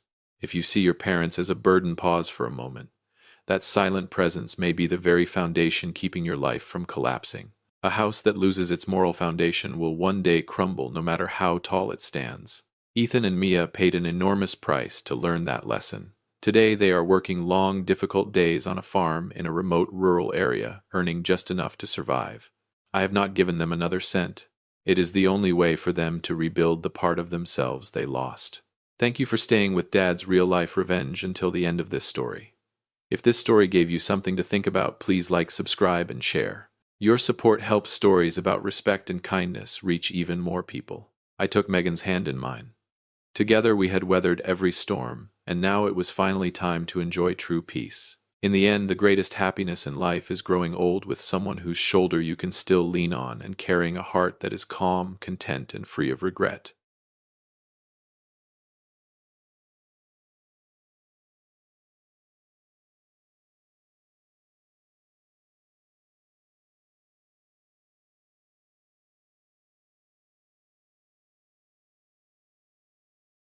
I stood outside my son's house on my grandson's birthday. He blocked the doorway and said, "Dad, wait outside. This party is for family only." This winter was colder than usual. The wind cut across my face like a knife. But the cold outside was nothing compared to Desmond's words. My son, the child I had sacrificed my entire life to raise. He stood there leaning against the expensive oak door. A glass of red wine rested in his hand. He looked at me with unfamiliar eyes. The suit he wore was elegant. I recognized the gold cufflinks on his sleeves. They were the gift I had given him when he received his promotion. Now that same arm was pushing me away. "Welcome back to Dad's real-life revenge. Grab a drink, a snack, get comfortable, and remember this: the people in these stories had every opportunity to do the right thing, they simply chose not to." Leave a comment with the number 1 so we can continue the story, and hit subscribe. You're going to enjoy this one. The story begins inside the mansion. Soft lo-fi music filled the air. Wealthy guests laughed and chatted warmly. I could hear the footsteps of Lachlan, my 8-year-old grandson, running through the house. I could smell the strawberry cake, the cake I had stood in line to buy since 5 o'clock that morning. The box felt heavy in my hands. The red ribbon had begun to soak through with rain. Desmond glanced at it. Not a flicker of emotion crossed his face. He spoke quietly, just loud enough for me to hear. He said my presence embarrassed him in front of his wife's family. His father-in-law was a wealthy millionaire. I was only a retired schoolteacher wearing a worn-out coat. He had forgotten where the executive chair he sat in had come from. He had forgotten who had paid for the scars of his past mistakes. People often choose to forget a constant once they discover a new variable with greater value. To Desmond, I was a constant that no longer served any purpose. I did not argue. I looked directly into his eyes. His arrogance was important data. I took note of that data. Then I turned and walked away. The door slammed shut behind me. Decisive. Cruel. The sound of the lock echoed through the night. I walked down the granite steps. The snow began falling harder. I did not throw away the cake. I carried it back to my empty house. Desmond's calculation looked perfect on paper, but he had forgotten one thing.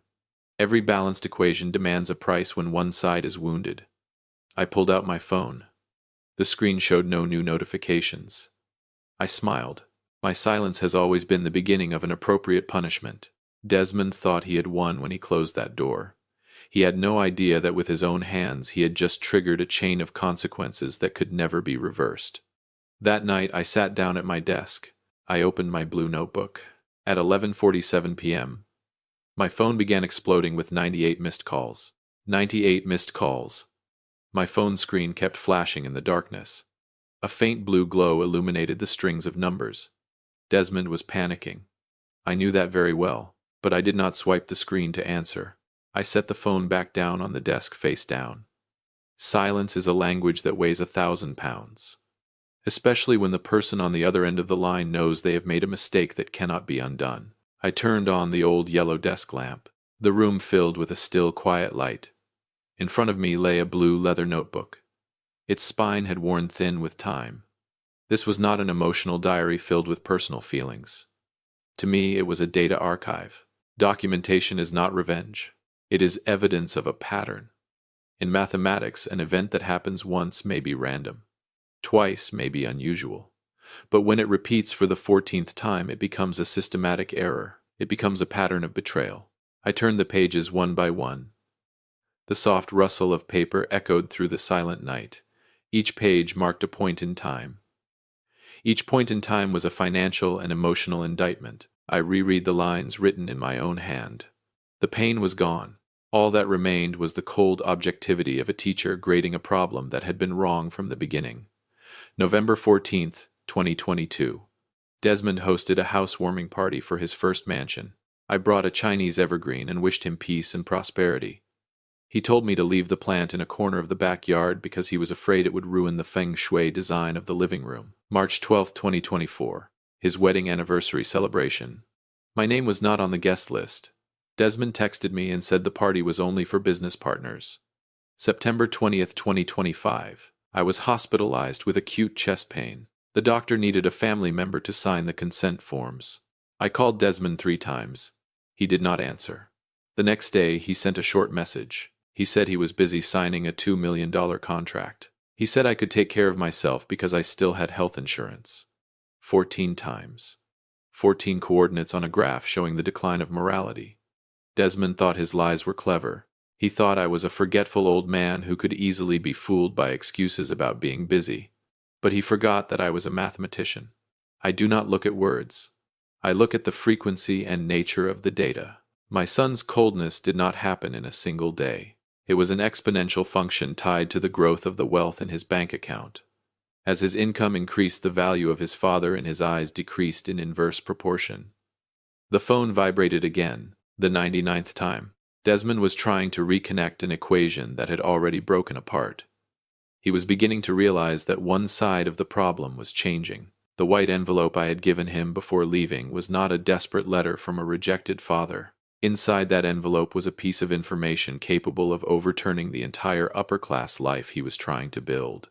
He wanted to know what I was holding. He wanted to know why a retired old school teacher could make his millionaire father-in-law turn pale at the mention of his name. I looked at the blue notebook. I looked at the phone still vibrating across the desk. Desmond still believed this was nothing more than an old man's emotional outburst. He did not yet understand that when a teacher has closed the gradebook, every explanation becomes meaningless. I stood up and opened the old safe in the corner of the room. There was no gold or silver inside. Only a thick file dating back to 2020. The year Desmond had come to his knees before me begging for a lifeline. The file rested neatly in my hands. The papers had faded to a pale yellow over the years. I flipped through receipt copies and checks stamped and verified by the bank. The memories of that year came rushing back immediately. It had been a year of upheaval. It was the moment when the equation of Desmond's life had nearly collapsed to zero. That year, Desmond threw himself into business like a moth rushing toward a flame. He pooled together his money and started a technology distribution company. But the market froze. Supply chains broke down. Business partners walked away. He found himself standing on the edge of bankruptcy. One night in the middle of a torrential rainstorm, Desmond came running to my house. He no longer carried the arrogance he wore today with a glass of wine in his hand. He dropped to his knees on my living room floor. His knees pressed into the old worn carpet. He cried desperately. He said that if he could not come up with $370,000 within 48 hours, he would face prison because of debt and insolvency. He would lose everything. $370,000. For an old math teacher, it was an enormous amount of money. It was every dollar I had received from selling the ancestral home left to me in the suburbs. It was my entire retirement savings accumulated over 35 years of teaching. Desmond looked at me with pleading eyes. He promised to repay every cent. He promised to take care of me when I grew old and weak. I did not hesitate. I did not create a balance sheet to determine whether I would profit or lose. That is what fathers do. We do not ask whether the price is fair. We only ask whether the equation works. My calculation at the time was very simple. On one side stood my entire life savings. On the other stood my son's future and his honor. I chose the second side. I signed the paperwork to withdraw my retirement funds in a lump sum. I sold the piece of family land filled with memories. I transferred the entire $370,000 into Desmond's account. I willingly moved into this cramped rental apartment. Desmond took that money and soared. He saved his company. He met Wallace Ashford. He married Simone. He stepped into high society. He began buying mansions and trading up to luxury cars. But as his net worth increased, he began performing a different calculation on the past. He searched for ways to reduce the value of the debt he owed. He started treating that $370,000 as an obvious obligation any father should have fulfilled. He forgot that the money had not fallen from the sky. It was sweat. It was sacrifice. It was an entire lifetime spent standing at a classroom chalkboard. I ran my hand across the old file. Numbers do not lie. Desmond believed he had repaid his debt with a few inexpensive holiday gifts. He thought a father's sacrifice could be assigned a cash value and then erased from the ledger. But he was wrong. The nature of a debt never truly disappears. It only changes from one form into another. Desmond forgot an extremely important detail from that rainy night. When he received the money, he was in too much of a hurry. He signed a stack of documents that my best friend and I had prepared. He never carefully read the attached terms. He had no idea that behind those $370,000 a legal trap had already been activated. That trap was called Clause 14. I set down the file from 2020. Then I pulled out a document bearing an official red seal across its pages. It was the formal loan agreement. It had been drafted by attorney Thaddeus. Thaddeus had been my university classmate. He was a specialist in corporate financial law, a man with a cold mind and the precision of a computer. That night, Desmond signed this document without the slightest hesitation. He was overwhelmed with relief at having the money that would save him. He flipped through the pages in seconds. He signed every blank line blindly. All he saw was the $370,000 that was about to be deposited into his account. He never noticed the hidden variable buried on page 11. That variable was Clause 14. In the world of financial attorneys, provisions like this are known as hidden nuclear weapons. Thaddeus had foreseen Desmond's ingratitude. He understood the psychology of people who become wealthy too quickly. When people reach the top, they often want to erase the traces of those who lifted them out of the mud. Thaddeus once told me that a father's love was a constant in my heart, but for Desmond it was a variable that could change according to greed. We needed an insurance equation. Clause 14 was very clear. The $370,000 was not a non-refundable gift. It was a convertible loan carrying a penalty interest rate if repayment was overdue by more than 5 years. The contract deadline was October 31st, 2025. Today was already 2026. Desmond was more than 6 months past due. What was the consequence of that default? Desmond had absolutely no idea. He believed that at worst I would demand the return of the $370,000 plus a little bank interest. He owned a company worth millions of dollars. He had a luxurious mansion and wealthy friends. He was confident he had enough money to throw in my face if I pushed the matter too far. But mathematics does not work that simply. Clause 14 stated that if the borrower violated the repayment deadline, the entire principal balance and penalty interest would automatically be converted into direct ownership shares of Desmond's company, not at its current market value, but at the book valuation from 2020 when his company had been worth almost nothing. That meant I was not demanding money. I was demanding ownership. According to Thaddeus's precise calculations, the original $370,000 from 2020 combined with the accumulating penalty interest over the past 6 months was now equivalent to 49% of the controlling shares in Desmond's company. I was about to become the largest shareholder, the person holding the power of life and death in the place of which he was most proud. I folded the contract. I placed it inside my old leather briefcase. Tomorrow, Thaddeus would send an official notice to Desmond's office. My son was about to face a test he could never cheat on, but I knew Desmond was not alone in this game. Behind his arrogance stood the shadow of Wallace Ashford, his father-in-law, a true old fox of the financial world. Wallace had taught Desmond how to dismiss and look down on this poor old father. But Wallace did not know that he had accidentally pushed his own son-in-law into an exponential function of destruction, and Wallace himself had already become a factor within its range. Wallace Ashford. In the business world, he was a true hunter, a man who believed that everything in life could be assigned a cash value. When Desmond married Simone Wallace's daughter, he looked at me with open disdain. He looked at my worn-out coat. He looked at the old car I drove. He told Desmond that coming from a poor family of educators was a weakness on his professional profile. He taught my son to use shame as a tool to sever his connection to the past. Desmond learned quickly. He began dodging his debt.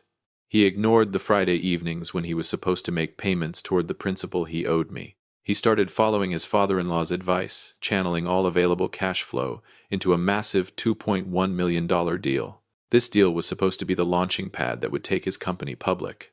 Wallace promised to invest if Desmond could demonstrate the decisiveness of a true executive. Ironically, that decisiveness turned out to be pushing his father out of the equation of his life. Greed always operates as an exponential function. When people have one, they want 10. When they have 10, they want 100. Desmond believed he was controlling the game, but he forgot that I was a teacher. I do not merely look at the answers on a test. I look at how those answers were obtained. Last week, through several former students who now work in auditing, I obtained a set of internal documents. Desmond was deceiving investors. To qualify for Wallace's $2.1 million deal, he had falsified financial statements. He had inflated the previous quarter's revenue to 3 times its actual amount. This was no longer an ordinary error. This was securities fraud. A criminal offense.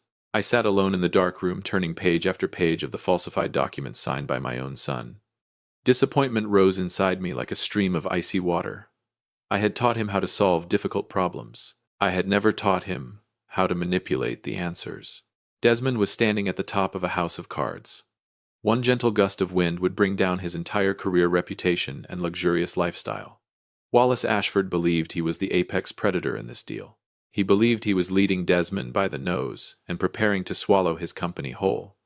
But neither of them knew one critical piece of information. The contract containing Clause 14 that I held carried greater legal authority than any of their current investment agreements. My 49% ownership stake granted me complete veto power over this $2.1 million transaction.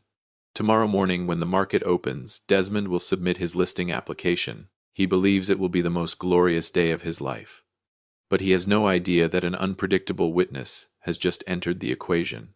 A young witness, one who possesses a missing piece capable of detonating the entire media bomb before I ever have to use the law. Desmond and Wallace believed they had carefully calculated every angle. They controlled the cash flow. They controlled the media. They controlled the investors. But they could not control an 8-year-old child. My grandson, Lachlan. That afternoon, while I stood outside the door in the snow and rain, the boy was sitting in the living room. He was holding a newly purchased iPad. He was testing its audio filtering feature by recording a video. The expensive oak front door could not block the device's sensitive microphone. The entire conversation between Desmond and me was recorded without missing a single word. Desmond's cold voice, the wind whistling through the crack in the door, his cruel rejection of his elderly father, the cake box soaked by the rain. Every sound was captured in the child's accidental recording. The 8-year-old knew it was wrong, but the 41-year-old man still had not realized it. Lachlan did not fully understand the meaning of his father's words. But he saw his grandfather walk away in the rain. He saw his father slam the door shut in anger. He pressed the save button. After that, the video was automatically backed up to the family's shared iCloud account. It was an automatic synchronization feature, a simple algorithm with no emotions. It merely performed its task of copying data from one device to another. At 11 o'clock that night, Simone, Desmond's wife, opened her computer to review photos from their son's birthday party. Instead of cheerful photographs, the screen displayed Lachlan's 30-second video. Simone sat frozen at her vanity table. She was not greedy like Wallace. She was a mother. She understood the meaning of family bonds. The naked truth revealed in the clip sent a chill through her. The man she had lived with for 10 years was far colder than she had ever imagined. Simone began questioning everything. She questioned the origin of the $370,000 that had saved the company during its crisis years earlier. She questioned why Desmond always found ways to avoid the subject whenever she suggested inviting me over to visit. The data had been exposed, and it created a deep crack in Simone's confidence and trust. At the same time, I also received a copy on my phone. I sat and watched the video play across the screen. I was not angry. I knew that what was meant to come would come. I turned off the phone. I placed the contract containing Clause 14 into a pristine white envelope. I included no note. Not a single word. I sent it by overnight courier to Desmond's office that very night. My son believed that tomorrow would be the day he reached the pinnacle of glory with his $2.1 million deal. He had no idea that when he walked into his office, a brutal financial autopsy would be waiting for him on his desk. Late at night. The lights were still on in Desmond's office on the 34th floor. He sat alone in front of the gleaming glass windows, looking down at the city flooded with headlights and neon lights. Tomorrow was the big day. The day his company would officially go public. Everything had been scheduled perfectly. He should have been celebrating with Wallace, but a bad feeling kept him from leaving the office. At 11:47 p.m., the white envelope I had sent by overnight courier was sitting on his desk. The building security guard had delivered it about 10 minutes earlier. Desmond stared at the envelope. There was no sender's name, only the seal of Thaddeus's law firm. He used a silver letter opener to slice it open. Inside was not an emotional letter of disappointment from an elderly father. Inside was a financial autopsy. It was a 20-page document. The first page was a summary of the loan from 2020. The figure of $370,000 was printed in bold black ink. Desmond turned to the next page. The color began draining from his face. The numbers seemed to dance before his eyes. Accumulating penalty interest. 6 months of delinquency. And finally Clause 14 quoted in full with his own signature beneath it. Desmond frantically flipped to the last page. There he found the share conversion calculation prepared by Thaddeus, 49% ownership of the company. Complete control over the current board structure resting in my hands. The $2.1 million deal with Wallace Ashford instantly became worthless paper without my approval and signature. The falsified financial report he was preparing to submit to the stock exchange had also been attached by Thaddeus as supporting evidence, along with a stern warning regarding securities fraud. Sweat began rolling down Desmond's forehead. He grabbed the phone on his desk. His hands shook so badly that he nearly dropped it. He dialed my number. The first call. The ringtone echoed through my empty apartment. I watched the screen light up but did not answer. The second call. The 10th. The 50th. Then 98 missed calls. He knew I was looking at the phone. He knew I was deliberately remaining silent. The silence of a teacher, while a student realizes that he solved the test incorrectly from the very first step. There is no opportunity to correct a paper that has already been turned in. He finally realized that the worn coat of the father he had thrown out earlier that afternoon was now the very thing capable of taking away the entire kingdom he possessed. If you've followed the story this far, then you may be finding it interesting. Please do us a quick favor. Like and subscribe. Leave a comment with the number 5 so I know you've made it this far, and predict how the story will end to see if your guess is correct. Many people watch without doing that, but it costs you nothing and means a great deal to us. Desmond could no longer sit still. He grabbed his coat and rushed out of the office. He needed to find Wallace Ashford. His millionaire father-in-law was the only lifeline he could think of. He believed Wallace's power and money could crush an old school teacher and an aging attorney, but Desmond did not know that Wallace was holding another document in his hands. A document capable of stripping away my entire pension and driving me into ruin. This confrontation had just evolved into a new equation, one far more complicated than before. 8 o'clock the next morning. Attorney Thaddeus's office was filled with the light of the morning sun, but the atmosphere inside was ice cold. Wallace Ashford sat arrogantly on a leather sofa. Desmond stood quietly behind him. His face looked exhausted after a sleepless night. Wallace showed no sign of panic. He wore a smug smile. He placed a thin file on the glass table. Wallace looked at me with the eyes of a man who believed himself superior. He said that my 49% ownership stake was an impressive number. But mathematics only has value when a person still has the right to remain in the game. He pushed the file toward me. Inside was a report from the IRS. Wallace had used his influence to dig for flaws. He had discovered an error in my tax records from 3 years earlier. An amount of income from private tutoring had not been fully reconciled. The figure was $22,000. Wallace threatened me. He said that if I did not sign an agreement surrendering my 49% ownership stake for $0, he would submit the document to the IRS. I would face a criminal tax investigation. The remainder of my pension would be frozen. The honor of a teacher with 35 years of service would disappear into nothing. Wallace believed he had found a variable capable of completely eliminating my equation. He was betting on an old school teacher's lack of understanding of complicated financial regulations. Desmond looked at me. A cruel spark of hope flashed in his eyes. He thought his father-in-law had won. He thought my worn-out coat would once again be forced to bow before the power of money. I looked at the tax file. I was not afraid. A good teacher is never surprised by a trick question from a troublesome student. I turned toward Thaddeus. Thaddeus smiled slightly and opened his leather briefcase. He placed an original receipt on the table bearing the red seal of the United States Treasury. November 10, 2023. It was a receipt for a voluntary supplemental tax payment. 3 years earlier, Thaddeus himself had discovered the $22,000 discrepancy while helping me complete the paperwork for selling my house. I had voluntarily paid the penalty and settled the entire amount, including late payment interest, long before Wallace had ever learned of its existence. My tax record was completely clean. Wallace's counterattack failed completely.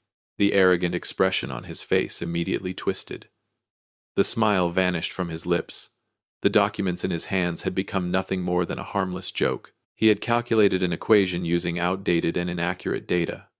Desmond completely fell apart. He realized that his only lifeline had just exploded. But that was not all. Thaddeus stood up. He produced an official ultimatum. If Desmond did not sign the transfer order for the 49% ownership stake before noon today, we would submit his falsified financial statements to the Securities Commission. The office door suddenly swung open. Simone walked in. In her hand was her son's iPad. There was not a trace of affection left in her eyes as she looked at Desmond. 4 o'clock in the afternoon. The snowstorm outside had stopped, but the cold still lingered throughout my cramped rental apartment. There was a knock at the door. Hesitant, uncertain, I opened it. Desmond stood there. His expensive suit was wrinkled. His normally well-groomed hair hung across his forehead. His eyes were red from panic and despair. He had not come with Wallace. Wallace had abandoned him the moment he realized the $2.1 million deal had turned into a financial black hole. Desmond stepped inside. He looked around the simple apartment. He looked at the old particle board dining table. Then he dropped to his knees once again. Just like that rainy night in 2020. He cried. He begged me to sign the waiver agreement for the Securities Commission. He said that if I did not save him, he would lose everything. Simone was filing for divorce and seeking custody of their son. The company would collapse. He would go to prison. I did not say a word. I walked into the small kitchen. I turned on the gas stove.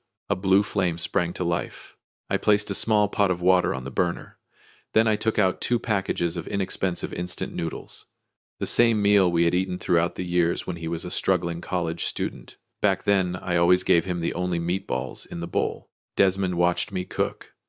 The sound of boiling water filled the suffocating silence. I placed 2 steaming bowls of noodles on the table. I pushed one toward him. I told him to eat. Desmond stared at the bowl. Tears dripped into the broth. He said he was in no state of mind to eat noodles right now. Calmly, I picked up my chopsticks. I told him that an empty mind cannot solve difficult problems. If you want to correct a mistake, you must first be clear-headed enough to see where the error lies. I looked at my guilty son. My heart tightened, but my face remained as calm as a teacher standing at the front of a classroom. Punishment does not change people. Understanding does. I was not using Clause 14 to destroy him, nor was I submitting his falsified financial reports to the authorities. If I did that, I would only be proving that I was successful at revenge.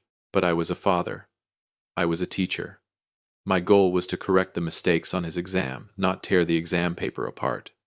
I pushed the share conversion documents toward Desmond. I told him I would sign an order freezing the 49% ownership stake in order to protect the company's assets from creditors. I would save him from prison. But on one condition. He had to personally submit his resignation as chief executive officer. He had to solve this debt problem himself, starting from the most basic numbers. He had to relearn how to be an honest human being before learning how to be a millionaire. Desmond looked at me in shock. He was finally beginning to understand the true nature of the punishment. I was not taking away his money.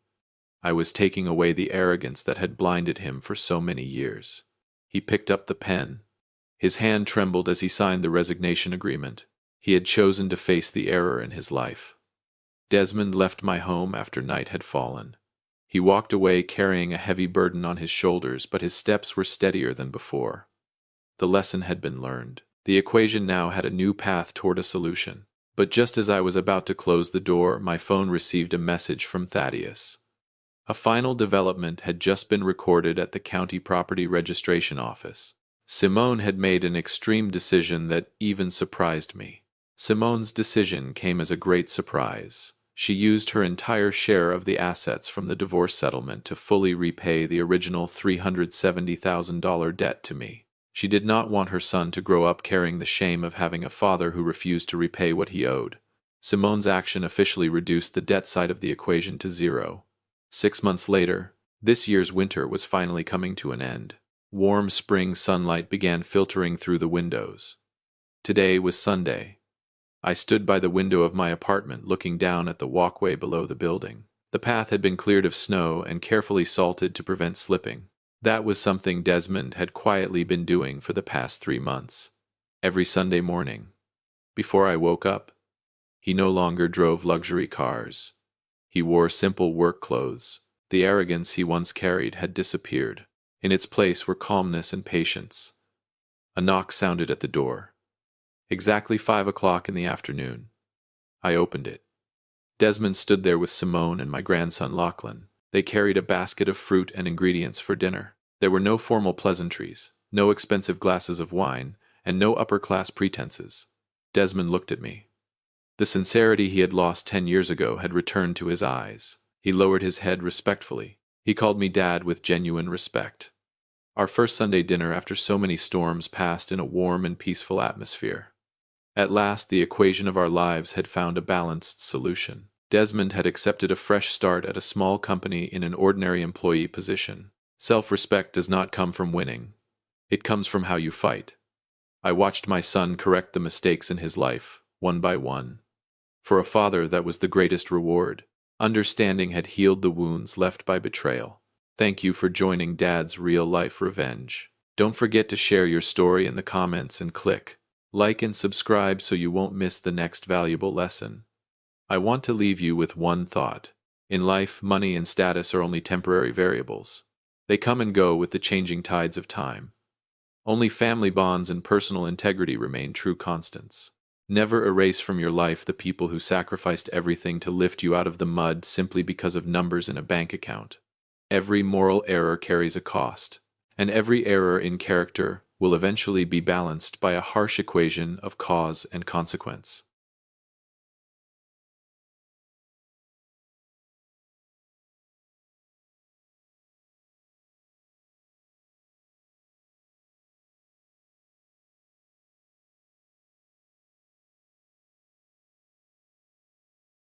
The soft music of the banquet hall still drifted through the air. The scent of expensive imported lilies lingered beneath the glow of crystal chandeliers worth tens of thousands of dollars. Every inch of the grand ballroom screamed luxury and perfection. Then everything froze. A horrifying silence swallowed the room of 200 guests. Every head slowly turned toward the decorative planter in the corner of the hall. My wife Catherine was lying on the floor. The elegant champagne-colored dress she had spent months choosing was now smeared with thick black mud. The hem was torn apart. Blood trickled down from her scraped knees. Her face had gone pale from shock and humiliation. She was not crying out loud. The shame was too overwhelming for tears. Standing beside her with folded arms was Madison, my new daughter-in-law. A smug little smile curled across her lips. Her expensive high heels stood inches away from the muddy mess. Her pure white wedding gown remained spotless. The contrast was cruel, deliberate. She looked down at Catherine with absolute contempt. But the thing that truly shattered my heart was not Madison's cruelty. It was my son's reaction. Trevor walked over. He did not kneel to help the woman who carried him for 9 months and sacrificed her entire life for him. Instead, he wrapped an arm around Madison's waist. He leaned close and whispered something into her ear. Then the two of them laughed. Their quiet laughter echoed through the silent ballroom like knives scraping against glass. Welcome back to Dad's real-life revenge. Grab a drink, grab some snacks, sit back, and remember this. The people in these stories always had the chance to do the right thing. They simply chose not to. Make sure to subscribe and comment the name of the city you are watching from so I can see just how far this story has reached. I stood 5 steps away from them. My entire body trembled with a rage I had never felt before. I stared at the wedding ring on my son's hand. Then I looked at the mud covering my wife. That contrast felt like a slap across my face as a husband and as a father. I had spent my entire life earning millions of dollars to give my family the best possible life. But today my own money had funded a wedding where my wife was treated like worthless trash. The character of the two people standing there disgusted me more than words could describe. I took a slow, deep breath. The cold calmness returned. I slowly pulled my phone from the inside pocket of my suit jacket and called my private attorney. He answered after the second ring. I looked directly into my son's eyes and spoke into the phone. Cancel everything. This wedding is over. Then, I slipped the phone back into my pocket. There would be no mercy anymore. Did a man who shoved his own mother into the mud deserve even a single dollar from my fortune? I ended the call. The world around me seemed to lose all sound. Everything stood still. I could hear nothing except the suffocating rhythm of my own heartbeat pounding inside my chest. The disappointment crushing me felt heavier than a mountain. That was Trevor, my son, the boy I had raised for 26 years, the child I taught to bend down and help a woman when she falls. And now he was bending down only to whisper into the ear of the woman who had just shoved his mother into the mud. I stared at him. Trevor still had one arm wrapped around Madison's waist. In his other hand was a glass of expensive champagne. His face showed no shame. To him, his mother's fall was nothing more than an awkward little accident. His weakness had reached its final stage. He was afraid of Madison, afraid of ruining the perfect atmosphere of his wedding day. So he chose betrayal instead. He chose to stand beside cruelty just to earn a smile from his new bride. My wife slowly looked up at our son. There was no anger in her eyes, only unbearable pain. It was the look of a mother realizing that the child she loved more than life itself had just driven a knife straight through her dignity. She gave the faintest shake of her head. The first tear rolled down her cheek, mixing with the black mud staining her face. She tried to stand on her own, but her legs trembled too violently to hold her up. Whispers began spreading across the ballroom.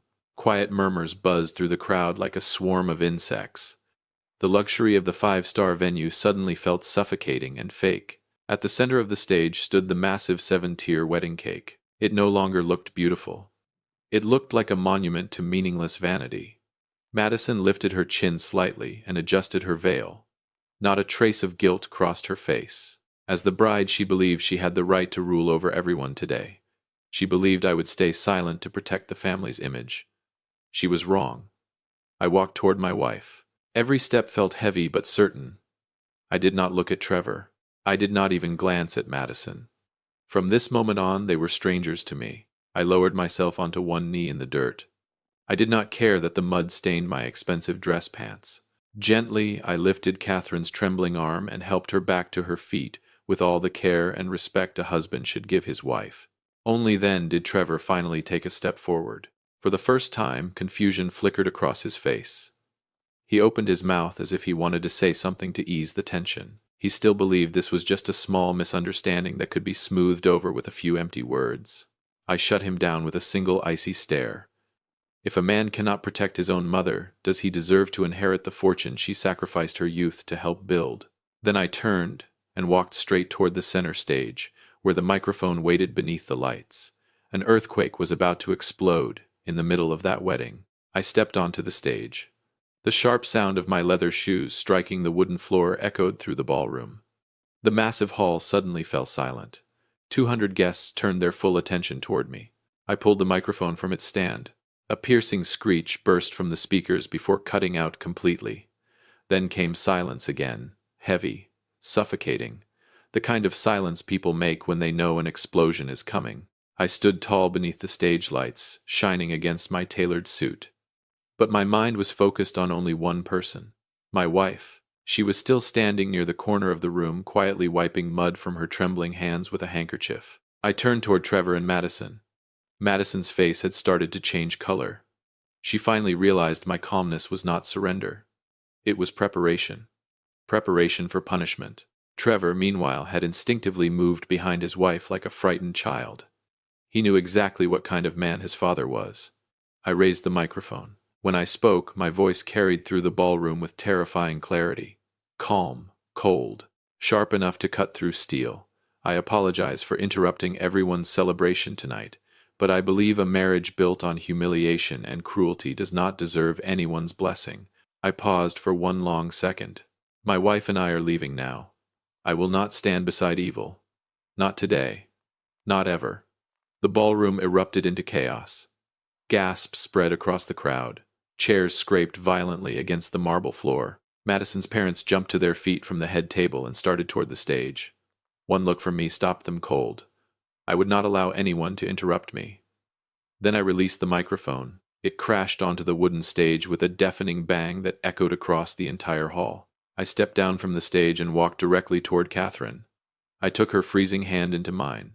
Then I pulled the silk handkerchief from my suit pocket and gently wiped the remaining mud from her skin. I wrapped my arm around her shaking shoulders. "Do not be afraid. I am here." Then I led her toward the grand entrance. We walked between rows of silent guests. Not one person dared step forward.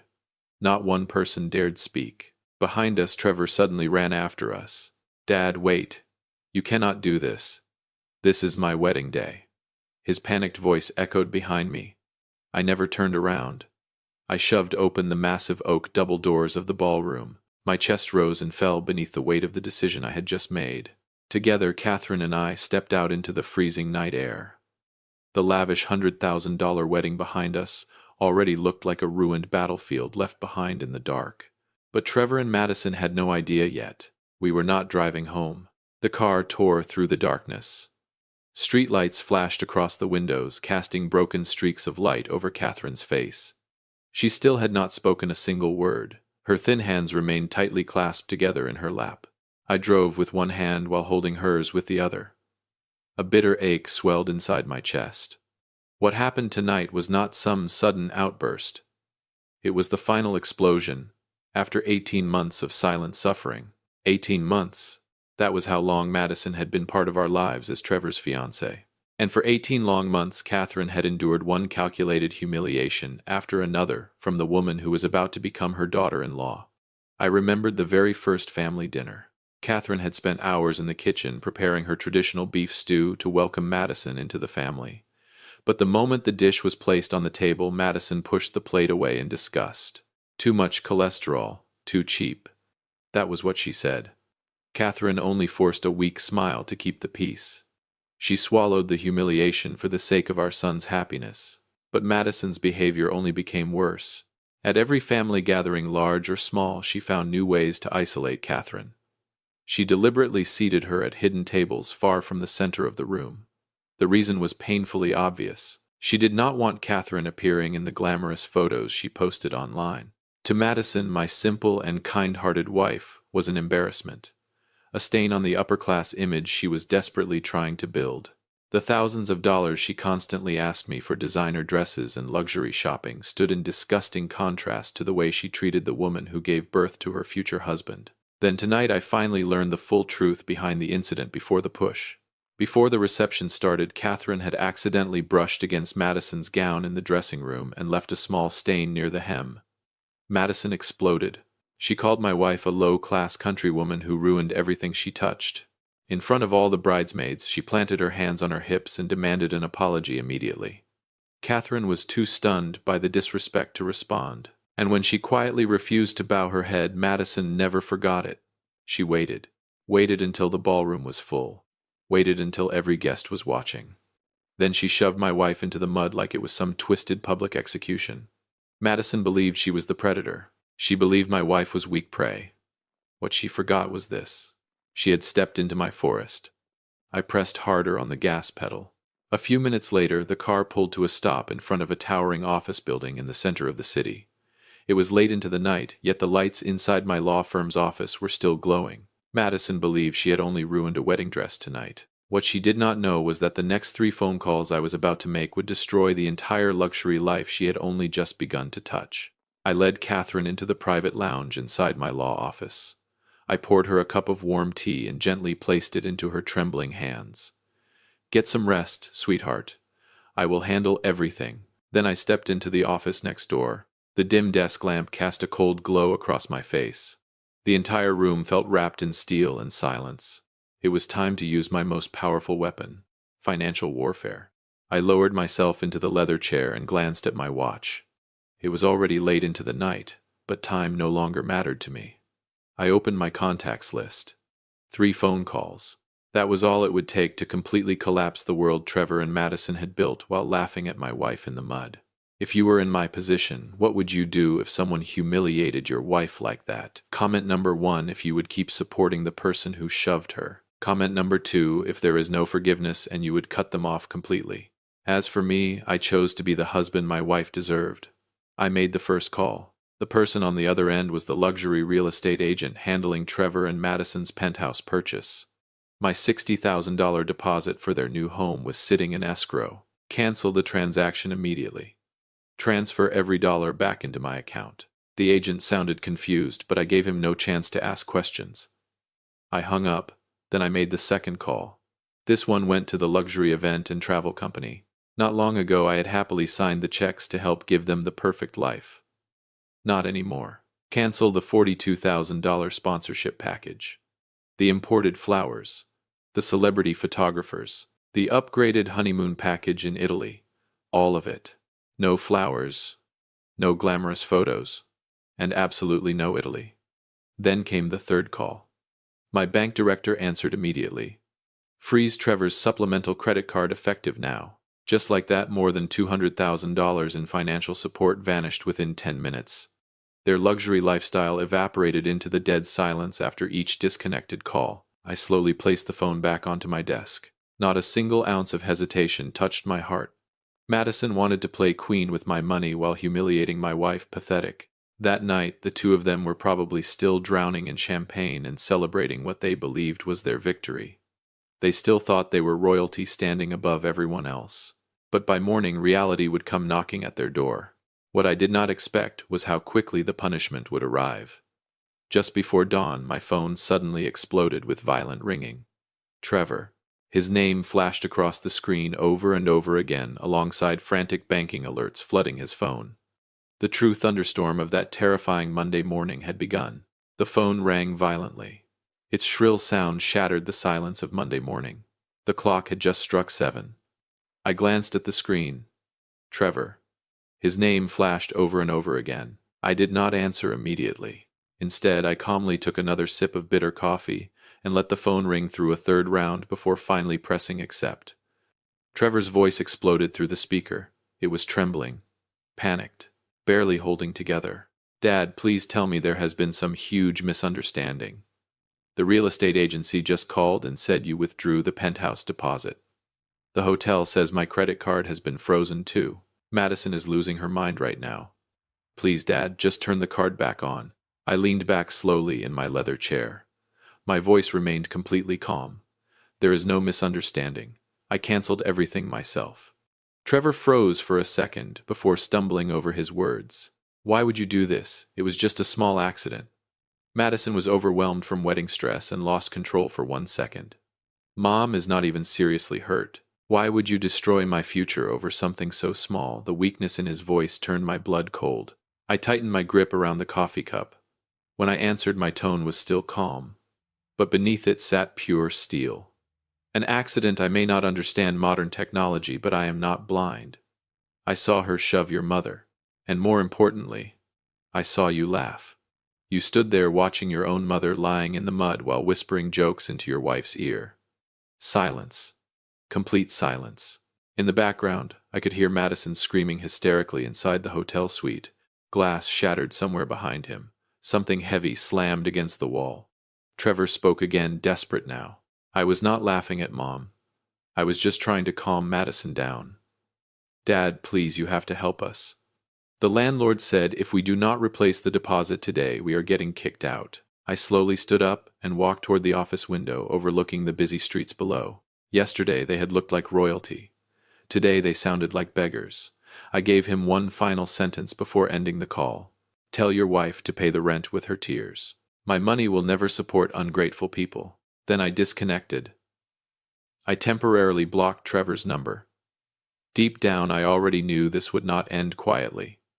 Madison's pride would never allow her to accept humiliation without striking back. But what Madison could never imagine was this.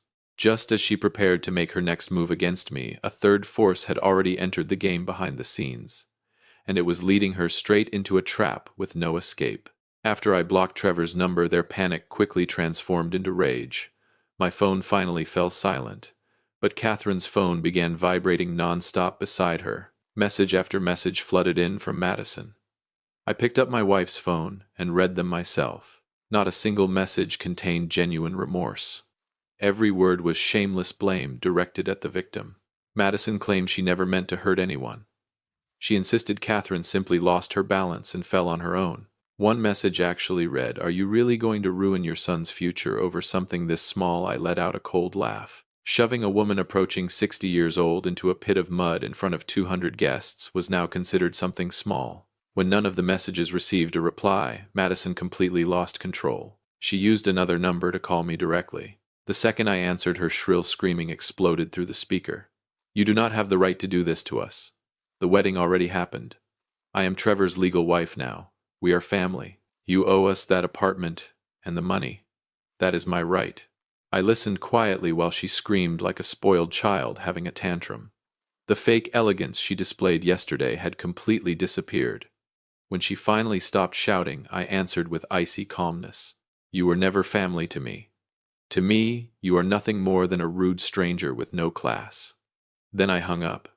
Only moments later, Paul called. Madison's father, a man who worshipped status, money, and appearances more than morality itself. He spoke to me in the same arrogant tone he always used. "Raymond, this is just young people making mistakes. My daughter has a bit of a temper, that is all. You are blowing this out of proportion and embarrassing both families in front of friends and relatives. People will laugh at all of us." I tightened my grip around the phone. Then I cut straight through his excuses. "Paul, if you taught your daughter how to shove people into the mud, then perhaps you should also teach her how to crawl back out of financial ruin by herself. My family does not accept daughters-in-law who humiliate their own mother-in-law. Goodbye." I ended the call and blocked both him and his wife immediately. Their shamelessness had finally reached the limit of my patience. They believed family pressure and public appearances could force me into submission. They were wrong, because the real punishment waiting for Madison was not the money I had taken away. It was something far worse. The very weapon she loved most in the world.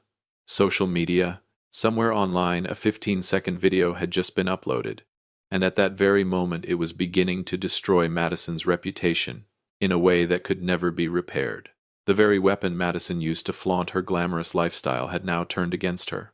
One of Trevor's cousins had recorded the entire wedding disaster, and somehow they had captured the perfect angle. The video clearly showed Madison smirking before shoving Catherine straight into the mud. It also captured Trevor's disgusting little laugh as his mother lay on the ground. The clip was uploaded to TikTok with the hashtag #EvilBride. The power of social media was terrifying. By the next morning, the video had already passed 400,000 views.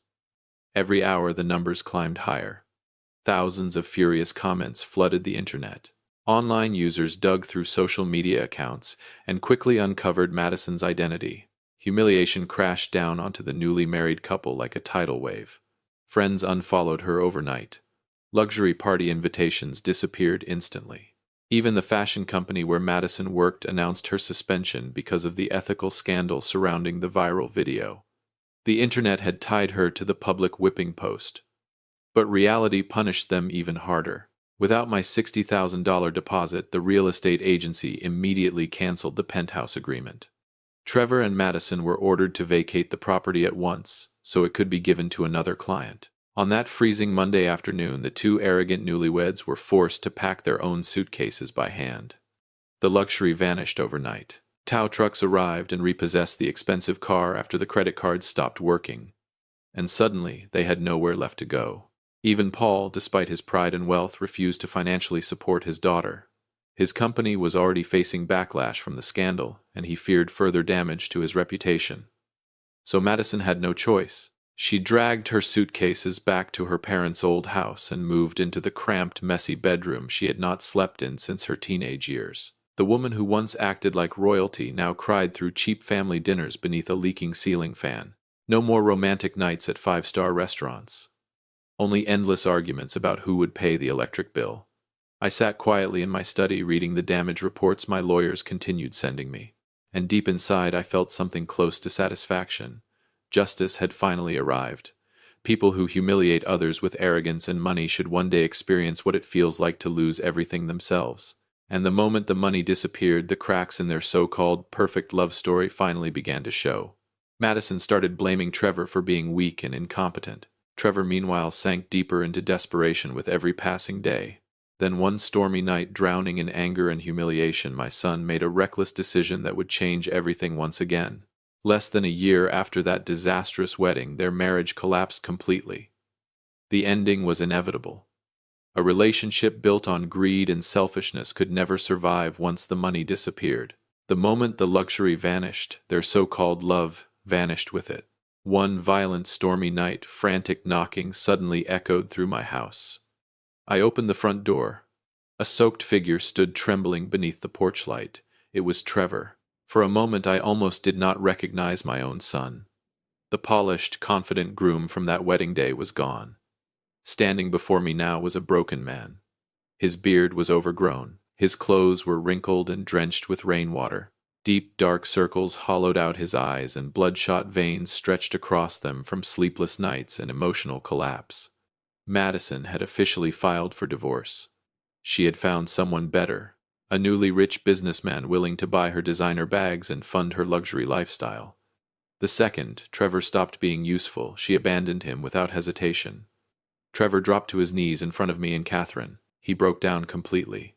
His tears mixed with rainwater as they streamed down his face. "Mom, Dad, I am sorry. I am truly sorry. At the wedding, I froze because I was a coward. I was terrified. Madison would make a scene and destroy the image of the party. I was selfish.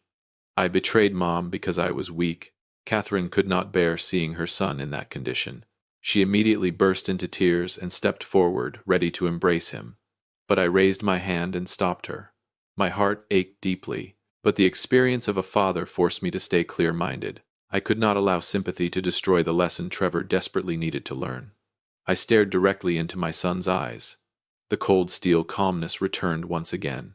"Do you understand where you truly failed? You failed because you valued your mother's dignity less than the pride of a cruel woman." Trevor lowered his head in shame. In the end, I allowed him to come home, but I did not give him a single dollar in cash. I refused to finance weakness and dependency. The next morning, I returned to my attorney's office once again. I ordered a complete revision of my will and estate protections. This time I established an extremely strict legal trust. Trevor would only inherit through tightly controlled protections, completely shielded from any future wife he might marry. Before receiving anything from me, he would first need to learn how to build a life with his own two hands. And surprisingly, Trevor accepted every condition without complaint. He moved back into his old bedroom and took a hard labor job to start rebuilding his life from nothing. For a little while, the storm finally seemed over. Peace slowly returned to our family. But just as we began believing life had settled down again, everything changed the very next morning. An anonymous letter appeared at our front door, and inside that envelope waited a horrifying secret about Madison that none of us had ever imagined. That anonymous letter turned out to contain audit evidence from Madison's former company. She was not just cruel, she had also been involved in embezzling company funds before she was fired. Her endless greed finally dragged her straight into the legal system. The suspended 2-year sentence became the perfect ending for a woman who once believed manipulation and arrogance could place her above everyone else. The truth came out, and every debt from the past was finally paid in full. Time moved on. Warm sunlight once again filled our home. The living room no longer carried the artificial scent of imported lilies.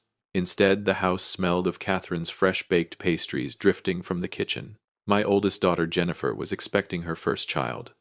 For the first time in a long while, our family felt truly peaceful again. Catherine often sat beside the window with a gentle smile on her face, quietly knitting a small blanket for our future grandchild. The mud and humiliation from that wedding night had finally been washed away by something far more powerful: real happiness. Meanwhile, Trevor worked quietly at a small office across town. He rode a motorcycle to work every day and earned only a modest salary.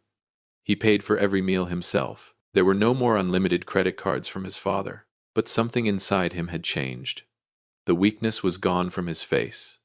For the first time in years, he was learning the true meaning of self-respect. Sometimes allowing your children to fall into the mud of reality is the only way they learn how to stand back up with dignity. From a distance, I watched my family rebuild itself, piece by piece. And after everything we endured, I finally understood something important. The true value of a man is not measured by how much money he earns. It is measured by what he is willing to use that money to protect. The generosity of a husband and father is never the problem. The real danger begins when we use our wealth to support cruelty, arrogance, and ingratitude. Protecting the dignity of the people you love must always come first, no matter the cost. Because the moment you tolerate evil just to protect appearances, that evil will eventually consume your entire family. Always be the strongest and most unshakable protector for the person who stood beside you through life's hardest years. If this story about dignity, justice, and family touched your heart, make sure to subscribe so you do not miss the next powerful lesson. And do not look away from the video appearing on your screen right now. There are many more unforgettable stories waiting for you. Click it, and I will tell you another one.